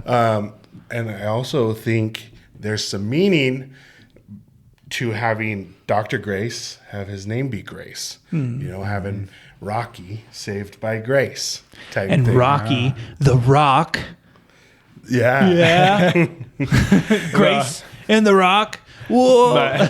One of my side note, but one of my favorite jokes from this movie is the picture of Ryan Gosling performing in La La Land with Emma Stone, and then a picture of him with Rocky in Project Hail Mary, and saying, "Just goes to show, Ryan Gosling has chemistry with both a stone and a rock." That's great. That's awesome. But I never thought about that. That's actually really cool. Yeah. Yeah, I'm glad you brought that up. I don't know if that elevates the book for me. Coincidence, or if actually Andy Weir was just kind of throwing some Easter eggs in there. Yeah, I don't know his religious views, but me neither. Evolution's a big talk in this, but because they're always asking, how did we get to this point in evolution where you don't know about radiation space, but you're able to do interstellar travel, and I have no idea about how to make xenonite from xenon. It's so crazy, and which that was also refreshing because it's if there is intelligent life out there, it's not always going to be alien domination or anything. They might actually be excited to learn stuff from us, and we actually might be able to trade in knowledge. Yeah, intelligence. And interesting choice making. Rocky, they have relationships. They have lifelong relationships with whatever spouse their mate, spouse equivalent they would have, their mate. Yeah. Again, no, not something you typically think if you're thinking of entirely non-human alien. You wouldn't think, they have relationships. They care about each Yeah. other. They love each other. Yeah, like when they name the planet after Rocky's mate, I love Grace's reaction, like, that little devil, he didn't say he had a mate. I guess Iridians don't kiss and tell. Yeah. And like, he says like the notes, and so Grace, being this pop culture fan, is like, well, I named him Rocky, so I guess I'll call that one Adrian. Yeah. Yeah. Fantastic. I love that. And one of my favorite parts in the end is it's just a sentence from Rocky when he just says, I have to go back home and watch Adrian sleep. And so I'm just like, oh, he made it back to his mate. Yeah. And like they They're did it pretty together. good. They did it pretty good in the movie as they're like both walking on the beach. He doesn't say the exact words, but he just basically says, I have to get back to Adrian. Like letting the audience know that, oh, Rocky got back to his Adrian mate. did wait. Adrian, he did it. Yeah. Oh yeah. I mean, A lot of fun. So fun. yeah.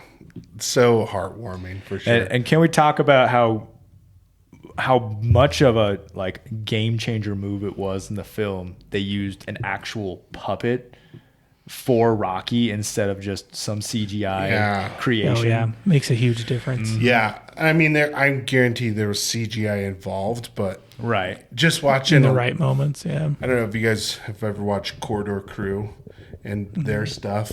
Sometimes their stuff is pretty fun. Oh yeah. They talk about having like practical things and then putting CGI on top of it. Yeah, just to enhance it, right? Yeah, to enhance it, just makes it so much better. Oh, yeah. And I just feel like that is what Hollywood is missing. A lot of the time I now. think it helps that the actors have something physical to react to, because I don't know if you've heard the story when The Hobbit was being filmed and Sir Ian McKellen was, he was sitting alone in a green screen creation of Bilbo's Hobbit hole, and he broke down into tears because he wasn't with any actors. He was trying to act like he was talking to all these people, and then he cried. Was and not said, on a set. This is It was not why I became green an screen. actor. Yeah. And I think that was very telling of how CGI is kind of like the over usage of CGI is kind of ruining modern day films. Yeah. Yeah. Well, a movie from 20 years ago can look infinitely better than a movie today. Or that's saying something with just the quality. And sure, CGI has gotten amazingly better, but yeah, they're missing something when it comes to the practicality. I mean, has it though? Yeah, I mean, we're going off topic here, but I feel like it probably has been better, but the amount of effort they put into it has gone way down. Yeah, So I it's can like see you that. compare Transformers to Marvel CGI, and you're like, it's night and day. It's like, oh man, they must like- have had like a 90-day free subscription to the latest Adobe Acrobat or something. And their subscription ran out mid-production. Yep. Had to use a different one. But yeah, like Yeah, even with Pirates of the Caribbean with Davy Jones, Yeah, like right. that was what, 16, 17 years Yeah. ago? Yeah. But yeah, Lord of the Rings did it so well where they enhanced things with CGI. They kept it mostly to a minimum. So once again, another reason why the Lord of the Rings trilogy is the greatest trilogy of all time. Hashtag lessons from Loader. That really rang more inside my head. I don't think that sounded as good out loud. That's right. We'll forgive you. Well, kind of get back on topic here. Well, I think the point we were trying to get there is with Rocky being a puppet, it was incredible to see how something without a face we really bonded with, and we were able to like see expression come from, which if we didn't bond with it, I probably would just think it's a stand-in of a mini stone talus from The Legend of Zelda Breath of the Wild and Tears of the Kingdom games, the way he moves and everything. But, the voice and everything, the way they just went back and forth with each other. Sometimes they'd get on each other's nerves. And, Grace saying, like, dude, I don't know what he wants me to do. He says, put this here, put this there. And then I do it. And he goes, what are you doing? That was pretty Or like when I can hear you, Grace. What do you what do you are mean? doing? Yeah, what do you mean? Or like when Grace is just talking about like, yeah, I used to have a girlfriend or I had a mate, but now she's with Mark, and it's just like, Rocky hates Mark. Which that was like unscripted and was an inside joke with the cast because there was a guy named Mark on the stage crew that like Ryan and the guy controlling Rocky would always harass and stuff. And so Ryan threw that in there. And then like the guy controlling Rocky was like, oh, I know what to do. Rocky hate Mark. Because like the way Rocky moves just immediately like goes up just like, oh, I hate this guy already. If you gave me the word, I would kill him, bro. Yeah, I got you back. I got you back, bro. Oh yeah. Yeah, that was pretty good. Mm-hmm. So, another part I thought was pretty funny is like Ryland tries to like he referenced like a cartoon and he tries to explain it to Rocky. And Rocky's like he's just like save it, tell me the data. Like you don't need to tell me Not this. important. Save it for later. Oh, yeah. Oh yeah.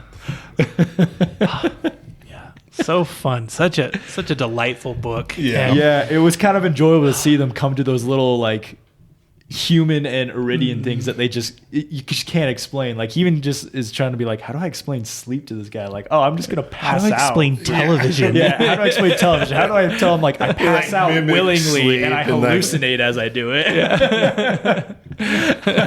Oh yeah, that would just.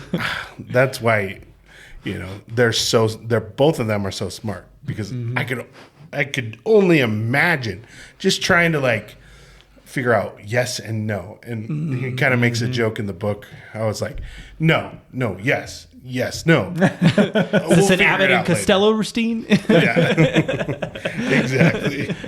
Well, I guess just one more part that I thought was really enjoyable, at least in the book. I don't think it was in the movie. Is when Ryland Grace is like modifying the Beatles, and he drops one of the screws. Oh yeah, and he's like, Rocky, can you make another screw? He's like, why? I dropped one. He's like, be more careful, okay? He's like, sorry, I have to use my hands for this. He's like, then use other hand. I have to hold on to this. Then use third hand. I make another screw. And he's like, oh yeah, you don't have 5 limbs coming off your body. They can each do their own thing. Oh yeah, so fun. So, just to move on to the next topic, I see some of you wrote down in our online or outline. Yeah. Could there have been a better way to save Earth? That's what I wanted to bring up. Yeah. Okay. Oh, yes. Good question. Yeah, you brought I it got up, some Geoff. good stuff. Let's hear it. All right. So, the first thing I thought of when they were talking about the astrophage and just the propulsion from it was in Futurama when they have global warming and the Earth is heating too much and everything's melting and everyone's too hot and people are catching on fire. They realize the robots are putting out all the emissions, and so Nixon holds a robot party on an island to group all the robots in the world there to blow them up.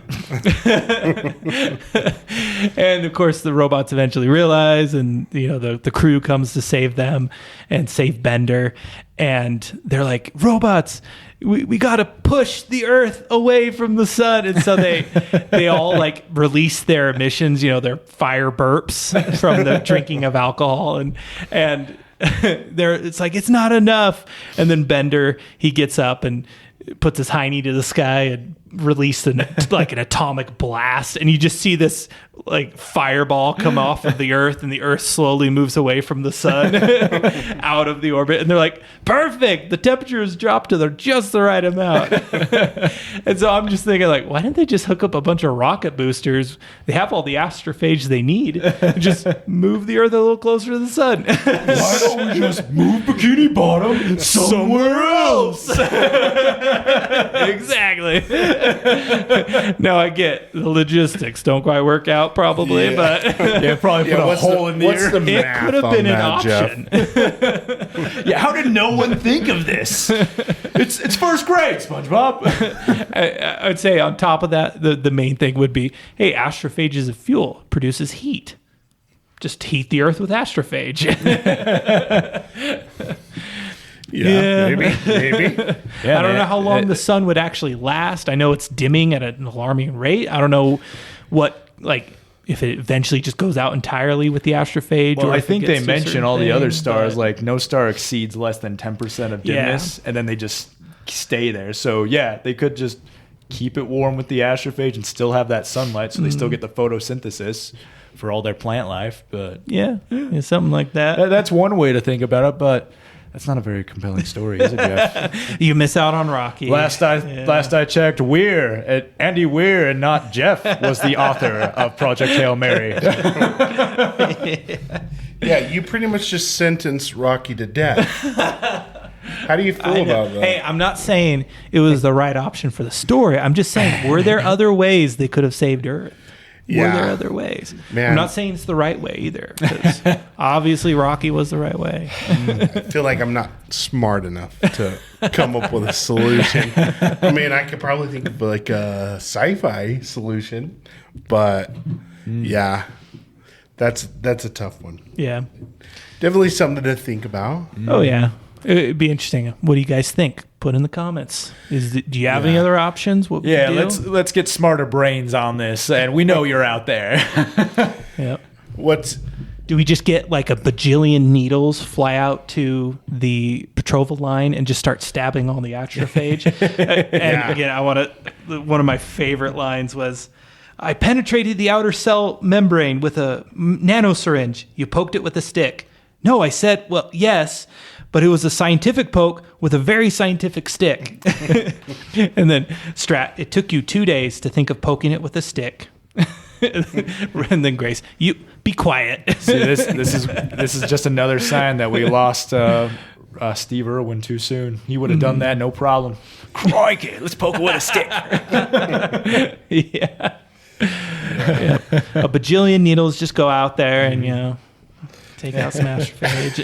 Heck, could we kebab them? Just get them all in a line and like a Inigo with those bats. I mean, they collected them with the sampler, just put a big sticky trap. Yeah, that would be probably my guess. Is just have like a collector just orbiting Venus. Just collecting it all and then use it for. They fuel. could put it in that geostationary orbit right where the line is and intercept it all, I guess. Yeah.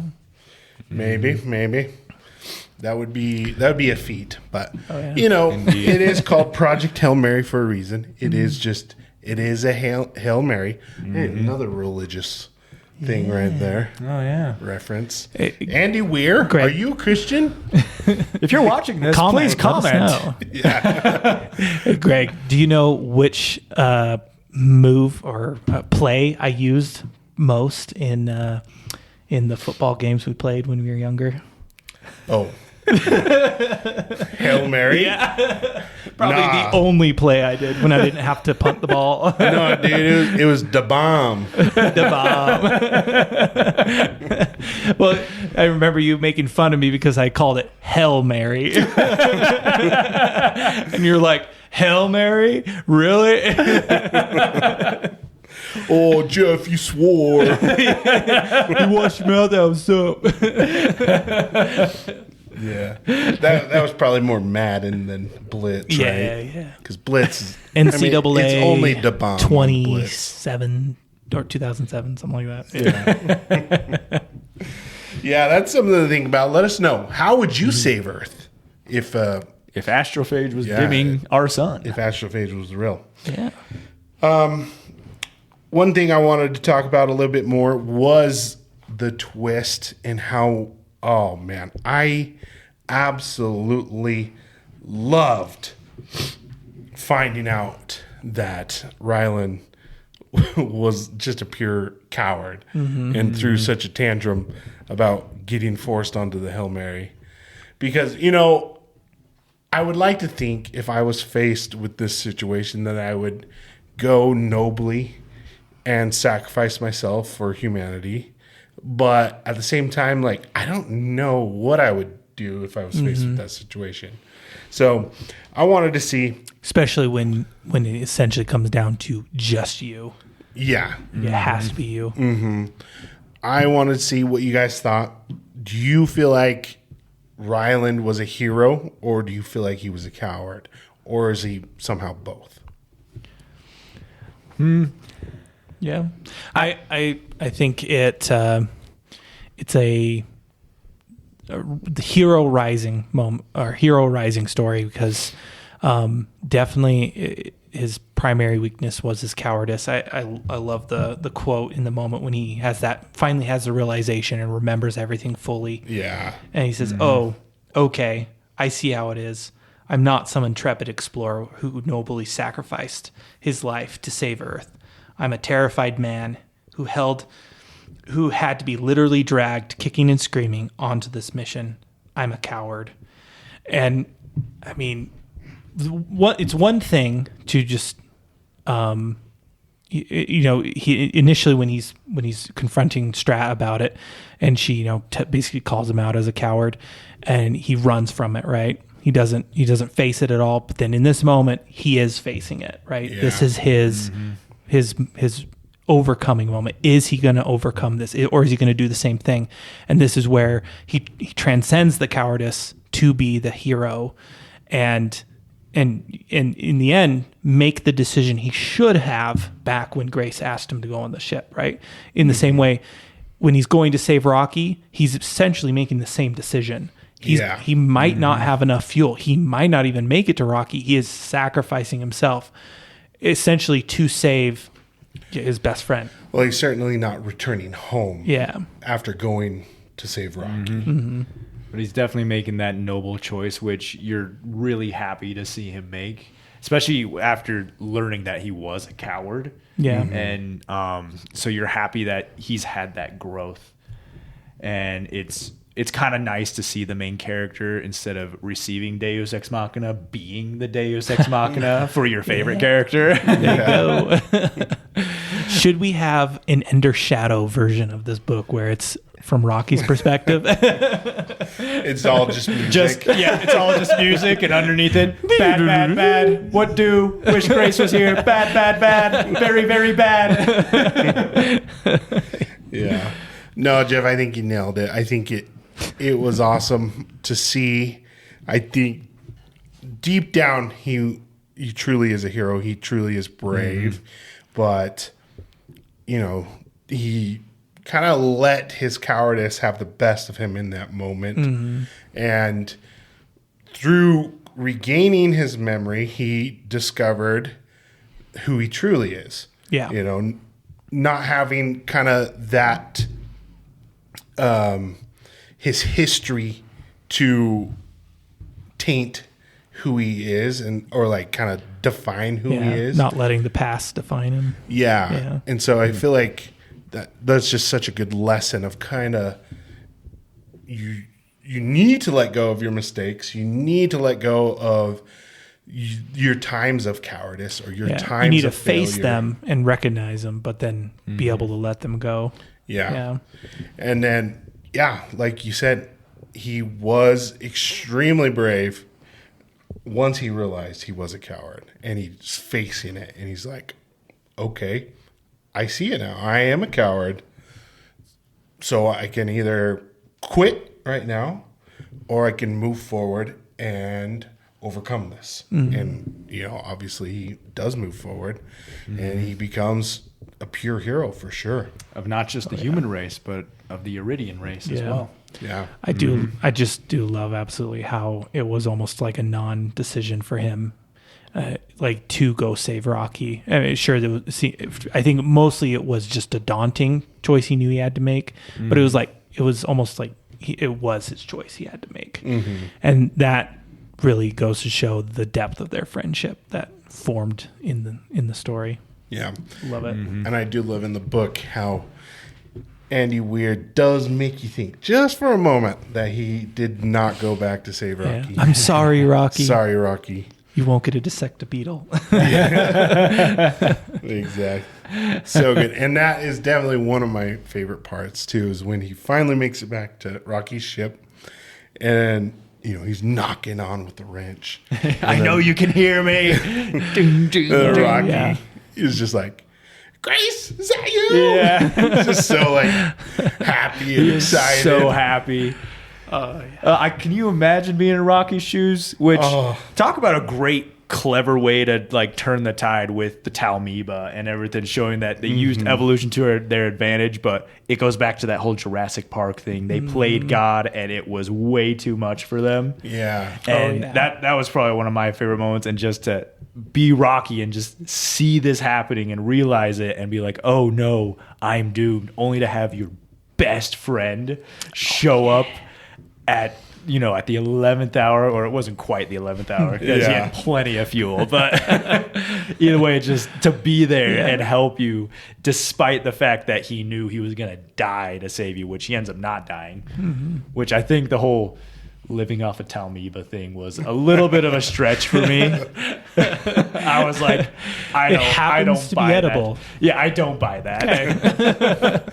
It's all biology when it comes down to it. I do think cells consuming cells. The substantiation for it, because you get the idea of like, how can two different species be able to eat? Like, because he can't eat Rocky's food, right? But there is the idea that the Astrophage and the Talmoeba could have potentially been what seeded Earth, I think is the insinuation. And so, and then, of course, science in our biology, which essentially should be able to eat it. It still should be calories. So, but again, quite a stretch and quite a leap to make in that logic, and then for it to even work out. Yeah. So I guess that's a little bit of Deus Ex Machina. Yeah. Yeah, a little bit, but we'll let it slide. Yeah, I feel like though the same with the Astrophage. It happens to eat the sun, but also be how they get to the other stars. Means of interstellar travel. Yeah. Yep. I like that aspect. I think that was really cool. Oh yeah. Because if something that consumes the sun is trivial. What do you call them? Disagreements with the book. Yeah, but if you think about it, I swear we're smart, viewers. If you think of an organism that consumes the sun, which is essentially pure energy, where would that energy go? And so if you're able it does a perfect conversion of mass to energy and its ability to travel at near light speed is essentially what they do is they figure out how to harness that energy. But that was an interesting thing. I did a little math. I am by no means qualified to do any math like this. I mean, I Googled one thing that I did. I loved the science behind it, the whole aspect of them accelerating at 1.5 Gs continuously to go out to Tell Ceti. Get out of here, Google. But so I'm like, I Googled how fast would you be moving how fast would it be to accelerate at 1.5 Gs per second? And it pretty much said 33 miles per hour per second.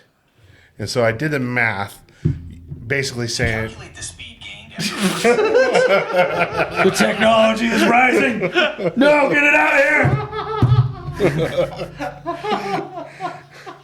okay, I'm not going to say GOOGLE anymore. Because we got a couple. I checked it the second time you said it. It was in the background. We got a couple Android users here. But anyways, so 33 miles per hour. This is the math I did per second. So that's an acceleration of 33 miles per hour per second. So let's just say 1 minute is 60 seconds. So 33 miles per hour times 60. Is that right? That would be 1 minute. You're at 1,980 miles per hour. So then let's do an hour. So you do 1,980 times 60. Hours is 60 minutes. So then by an hour, you're at 118,800 miles per hour. miles per second. miles per hour. Oh. Yeah, he calculated it was 33, the acceleration of 33 miles per hour per Oh, second. per And then he second. got it up to a minute, and now this is what it is an hour. Yeah. And then, okay, so that's an hour, 24 hours in a day. So then we times this by 24. So one day you will be up to 2,851,200 miles per hour. So that's one day. You're already at 2 million miles per hour. So 1 year, times that by 365, you're at 1,440,688,000 miles per hour, which is like double the speed of light. So I don't know if my math is correct or not. I don't know if GOOGLE was correct in telling me that accelerating at 1.5 Gs equals 33 miles per hour. But if it is, I just thought that was interesting. I don't know where I was going with that. It is. I think it's pretty accurate in representing that, because the Astrophage could only get up to sublight speed, which I mean it's still insanely fast, but how fast it can reach sublight speed. Yeah. How it's not something that is going to happen. Well, part of it was I was just so Yeah. curious about how fast the Project Hail Mary was moving.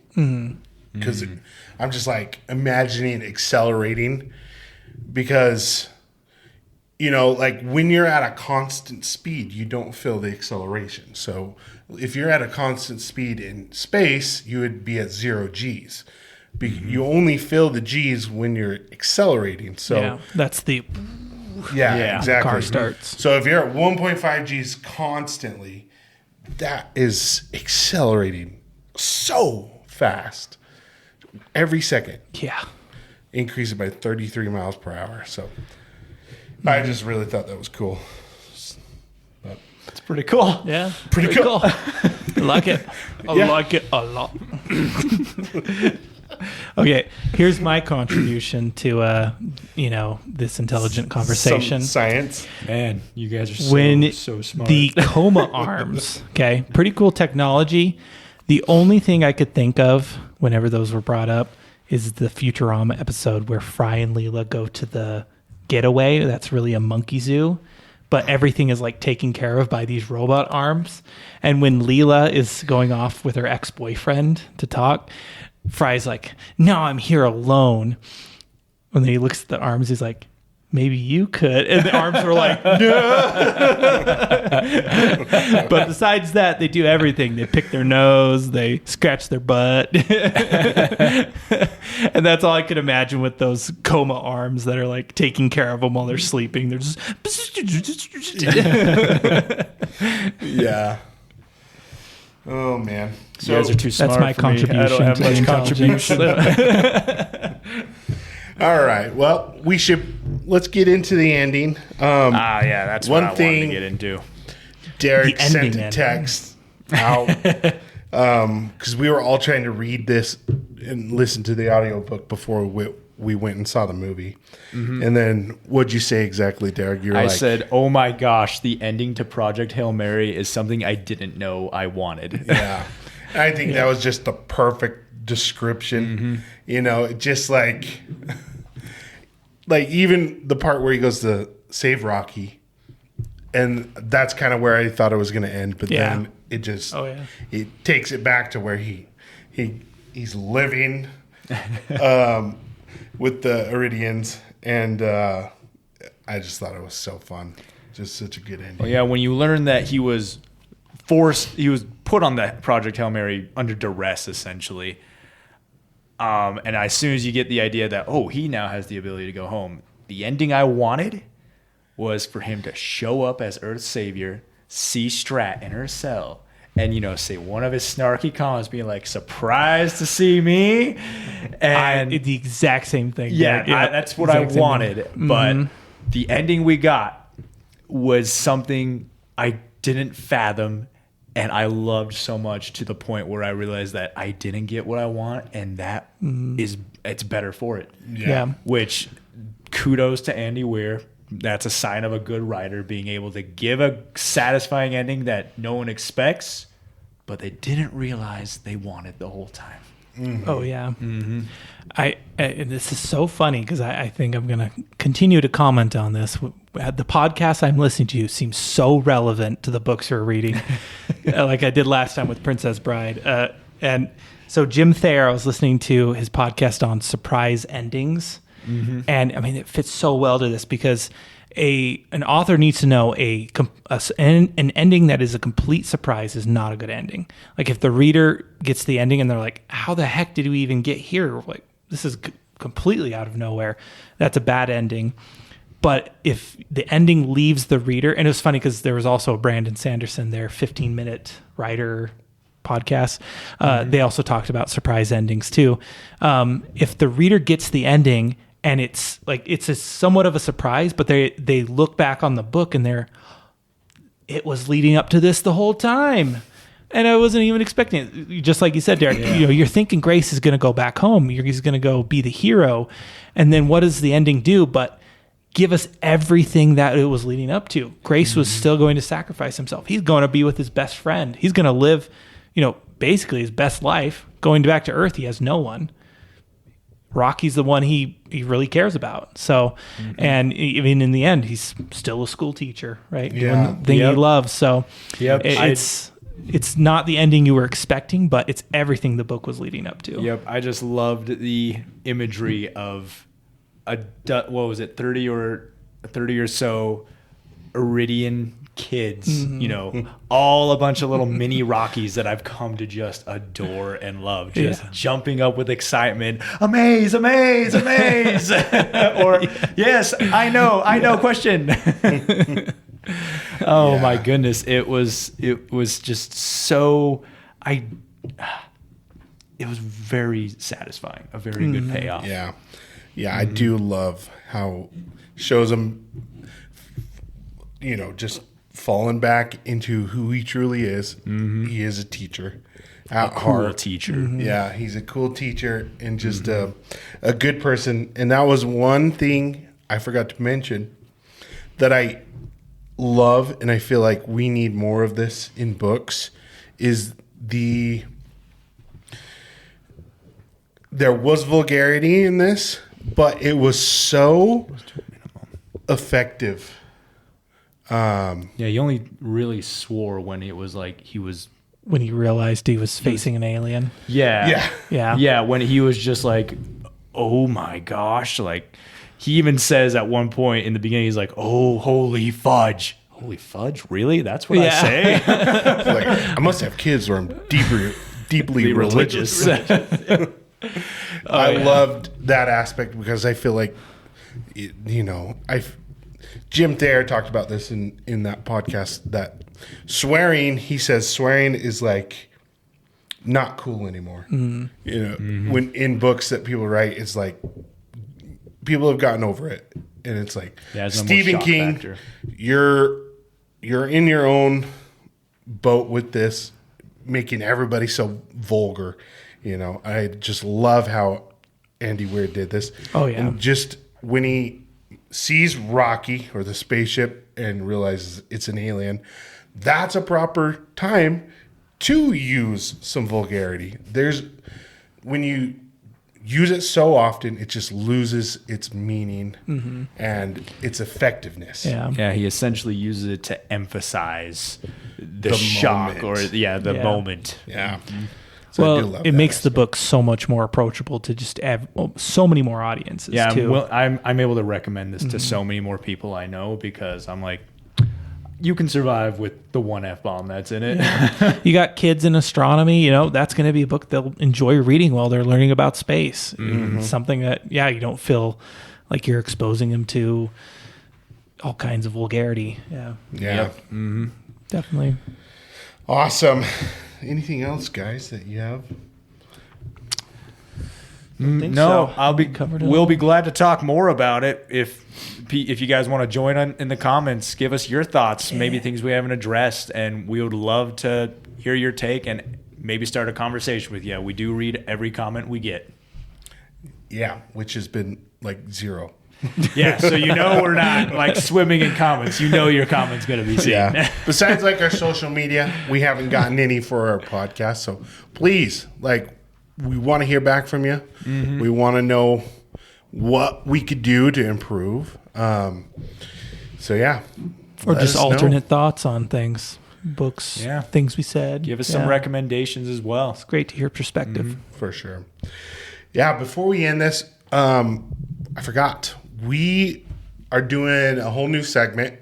It's not going to be in our podcast. It's just going to be a YouTube video that we post. It's just completely somewhat unrelated to the book in our podcast.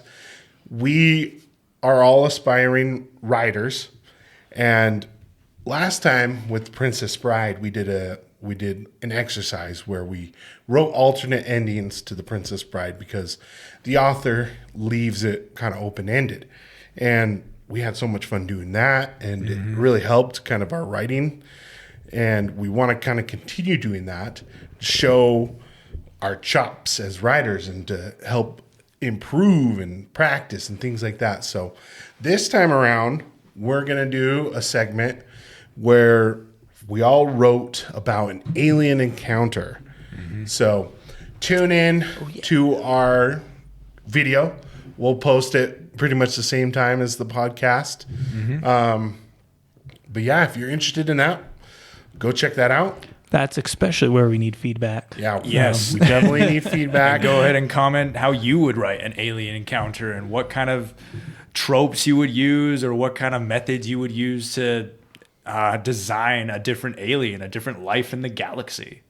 Yeah, exactly. So let's have fun with this. Yeah, exactly. We're going to have fun with this. And this is what we want. We want a community. We want this to be a club. This is why we call it a book club. Mm-hmm. We just really want all of us to grow as writers. Yeah. Exactly. Increase our abilities. And I think a large part of it is also just encouragement, right? From each other, from our community. Yep. That's one of the biggest downfalls somebody can have is approaching their book alone. Because then motivation or consistency can be lost. So I think having each other to be like, yeah, man, that's great, keep going, you got this is so valuable. I did have a short conversation with someone on YouTube from one of the videos I posted on our social media. Yes, I saw that. That's fun. He was interested in. It was just the few sentences. Joke that I used a few sentences from my actual book that I'm writing, and he was intrigued and wanted to know more about it. So I sent him to one of our episodes where we actually talk about our projects. And he gave me a little bit of feedback, which was awesome. So we want more of that. That guy's soul. Exactly. Let me see if I can find his name. Give him a little shout out. A little shout out here. Yeah. Yeah, because I remember reading that and just being like, there is still a good abundance of just good, decent people out there. Yeah. When you are learning and growing as a writer, it can be very vulnerable to kind of put yourself out there. So, it's like exposing your soul. Yeah, exactly. So the inner machinations of my mind. Things that positive feedback, not even really just positive, but feedback in general is just so nice to have.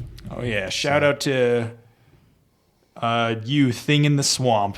Yeah, great name, by the way. Great name, Thing in the Swamp. You Thing in the Swamp. Keep swamping, bro. Keep swamping it up, and we appreciate the feedback. You are a blessed man or woman. I don't know. Actually, we don't know your gender. I think it's a dude. I think so too, but I don't want to be too presumptuous. Things in the swamp usually are, but yeah, the swamp's not really a feminine place.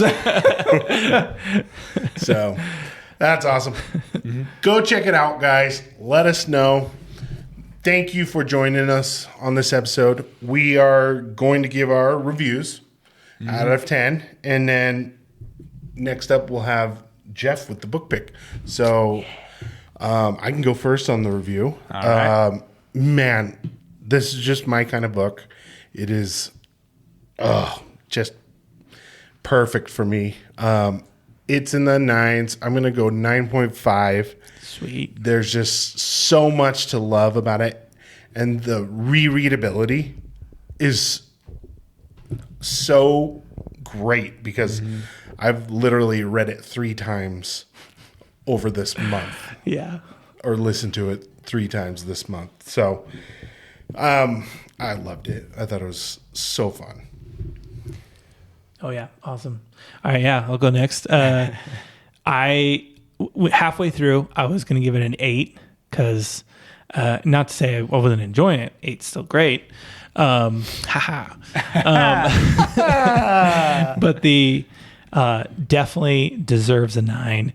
Just by the end of the book, fantastic, so fun, great rereadability. The science is just absolutely amazing, and just makes, like I said at the beginning, it makes you feel so smart, and just again such a wonderful dynamic duo story. So amazing, love it.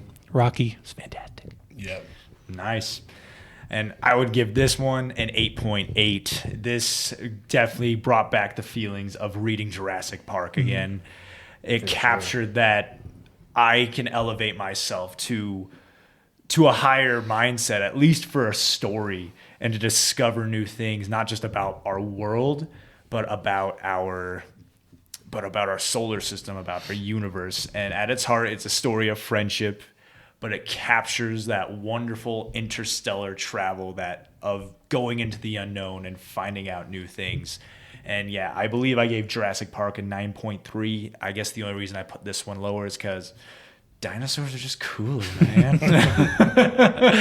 But both of them, they're like these great science fiction novels that just really help you just elevate your way of thinking. Yeah.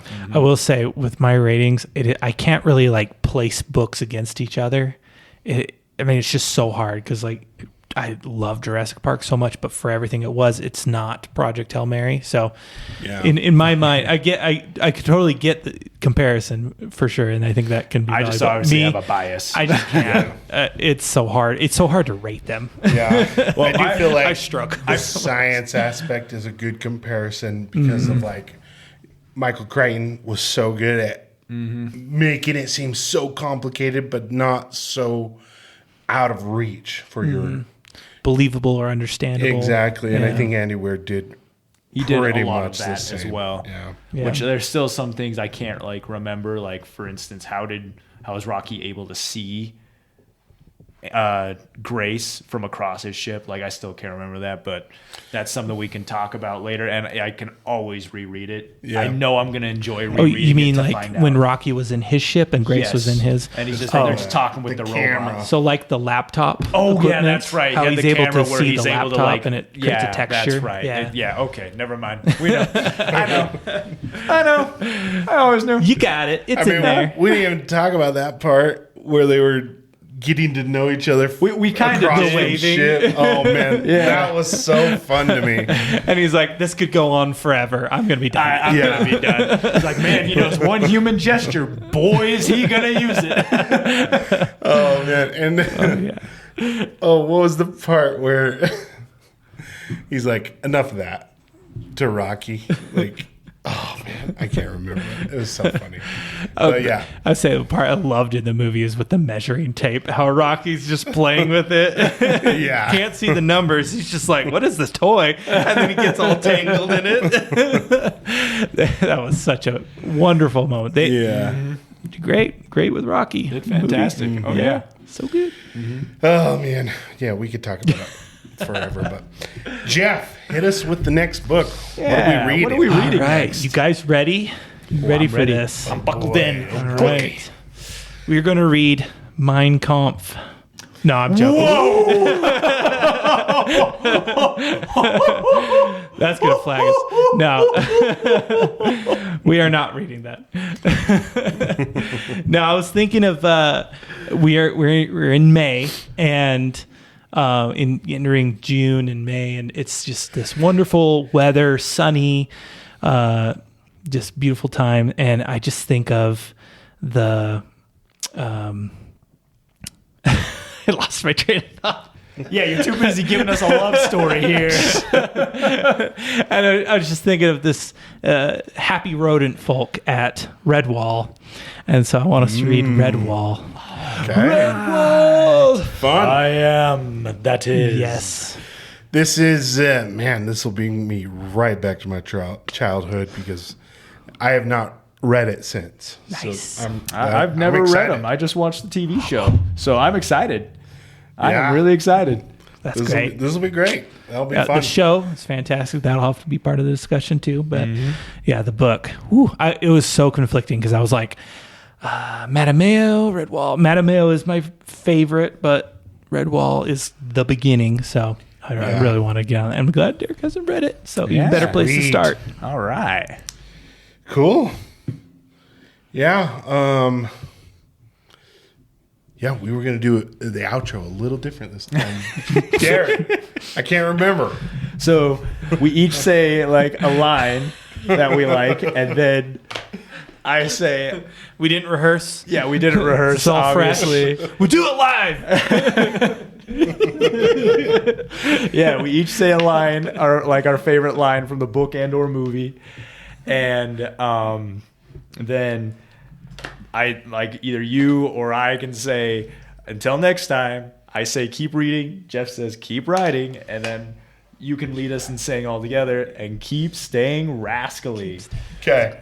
So Perfect. those watching, you didn't see any of that. We rehearsed this. We watched this great rehearsal. Oh, I just remembered. I'll say it with my favorite line, so go ahead. Want me to start? Yeah, start with your favorite. All right. Amaze, amaze, amaze. That's a good one. Yeah, mine, the jazz hands part, where they just keep doing jazz hands back and forth, and he's like, okay, that's enough. With Rocky. That's so funny. I got to go with measuring tape moment, I guess. Had me busting up and, not in the book necessarily. Well, it was a little bit of the book, but Yeah. it's so funny. Or there's fist my bum. Now, Yeah, every time I have fist my measuring bum. tape. Fist my bum. Well, dear viewers, thank you for joining us. And until next time, keep reading. Keep writing. And stay rascally, my friends. Rascally. We'll keep working on that. Yep. Catch y'all later. Bye.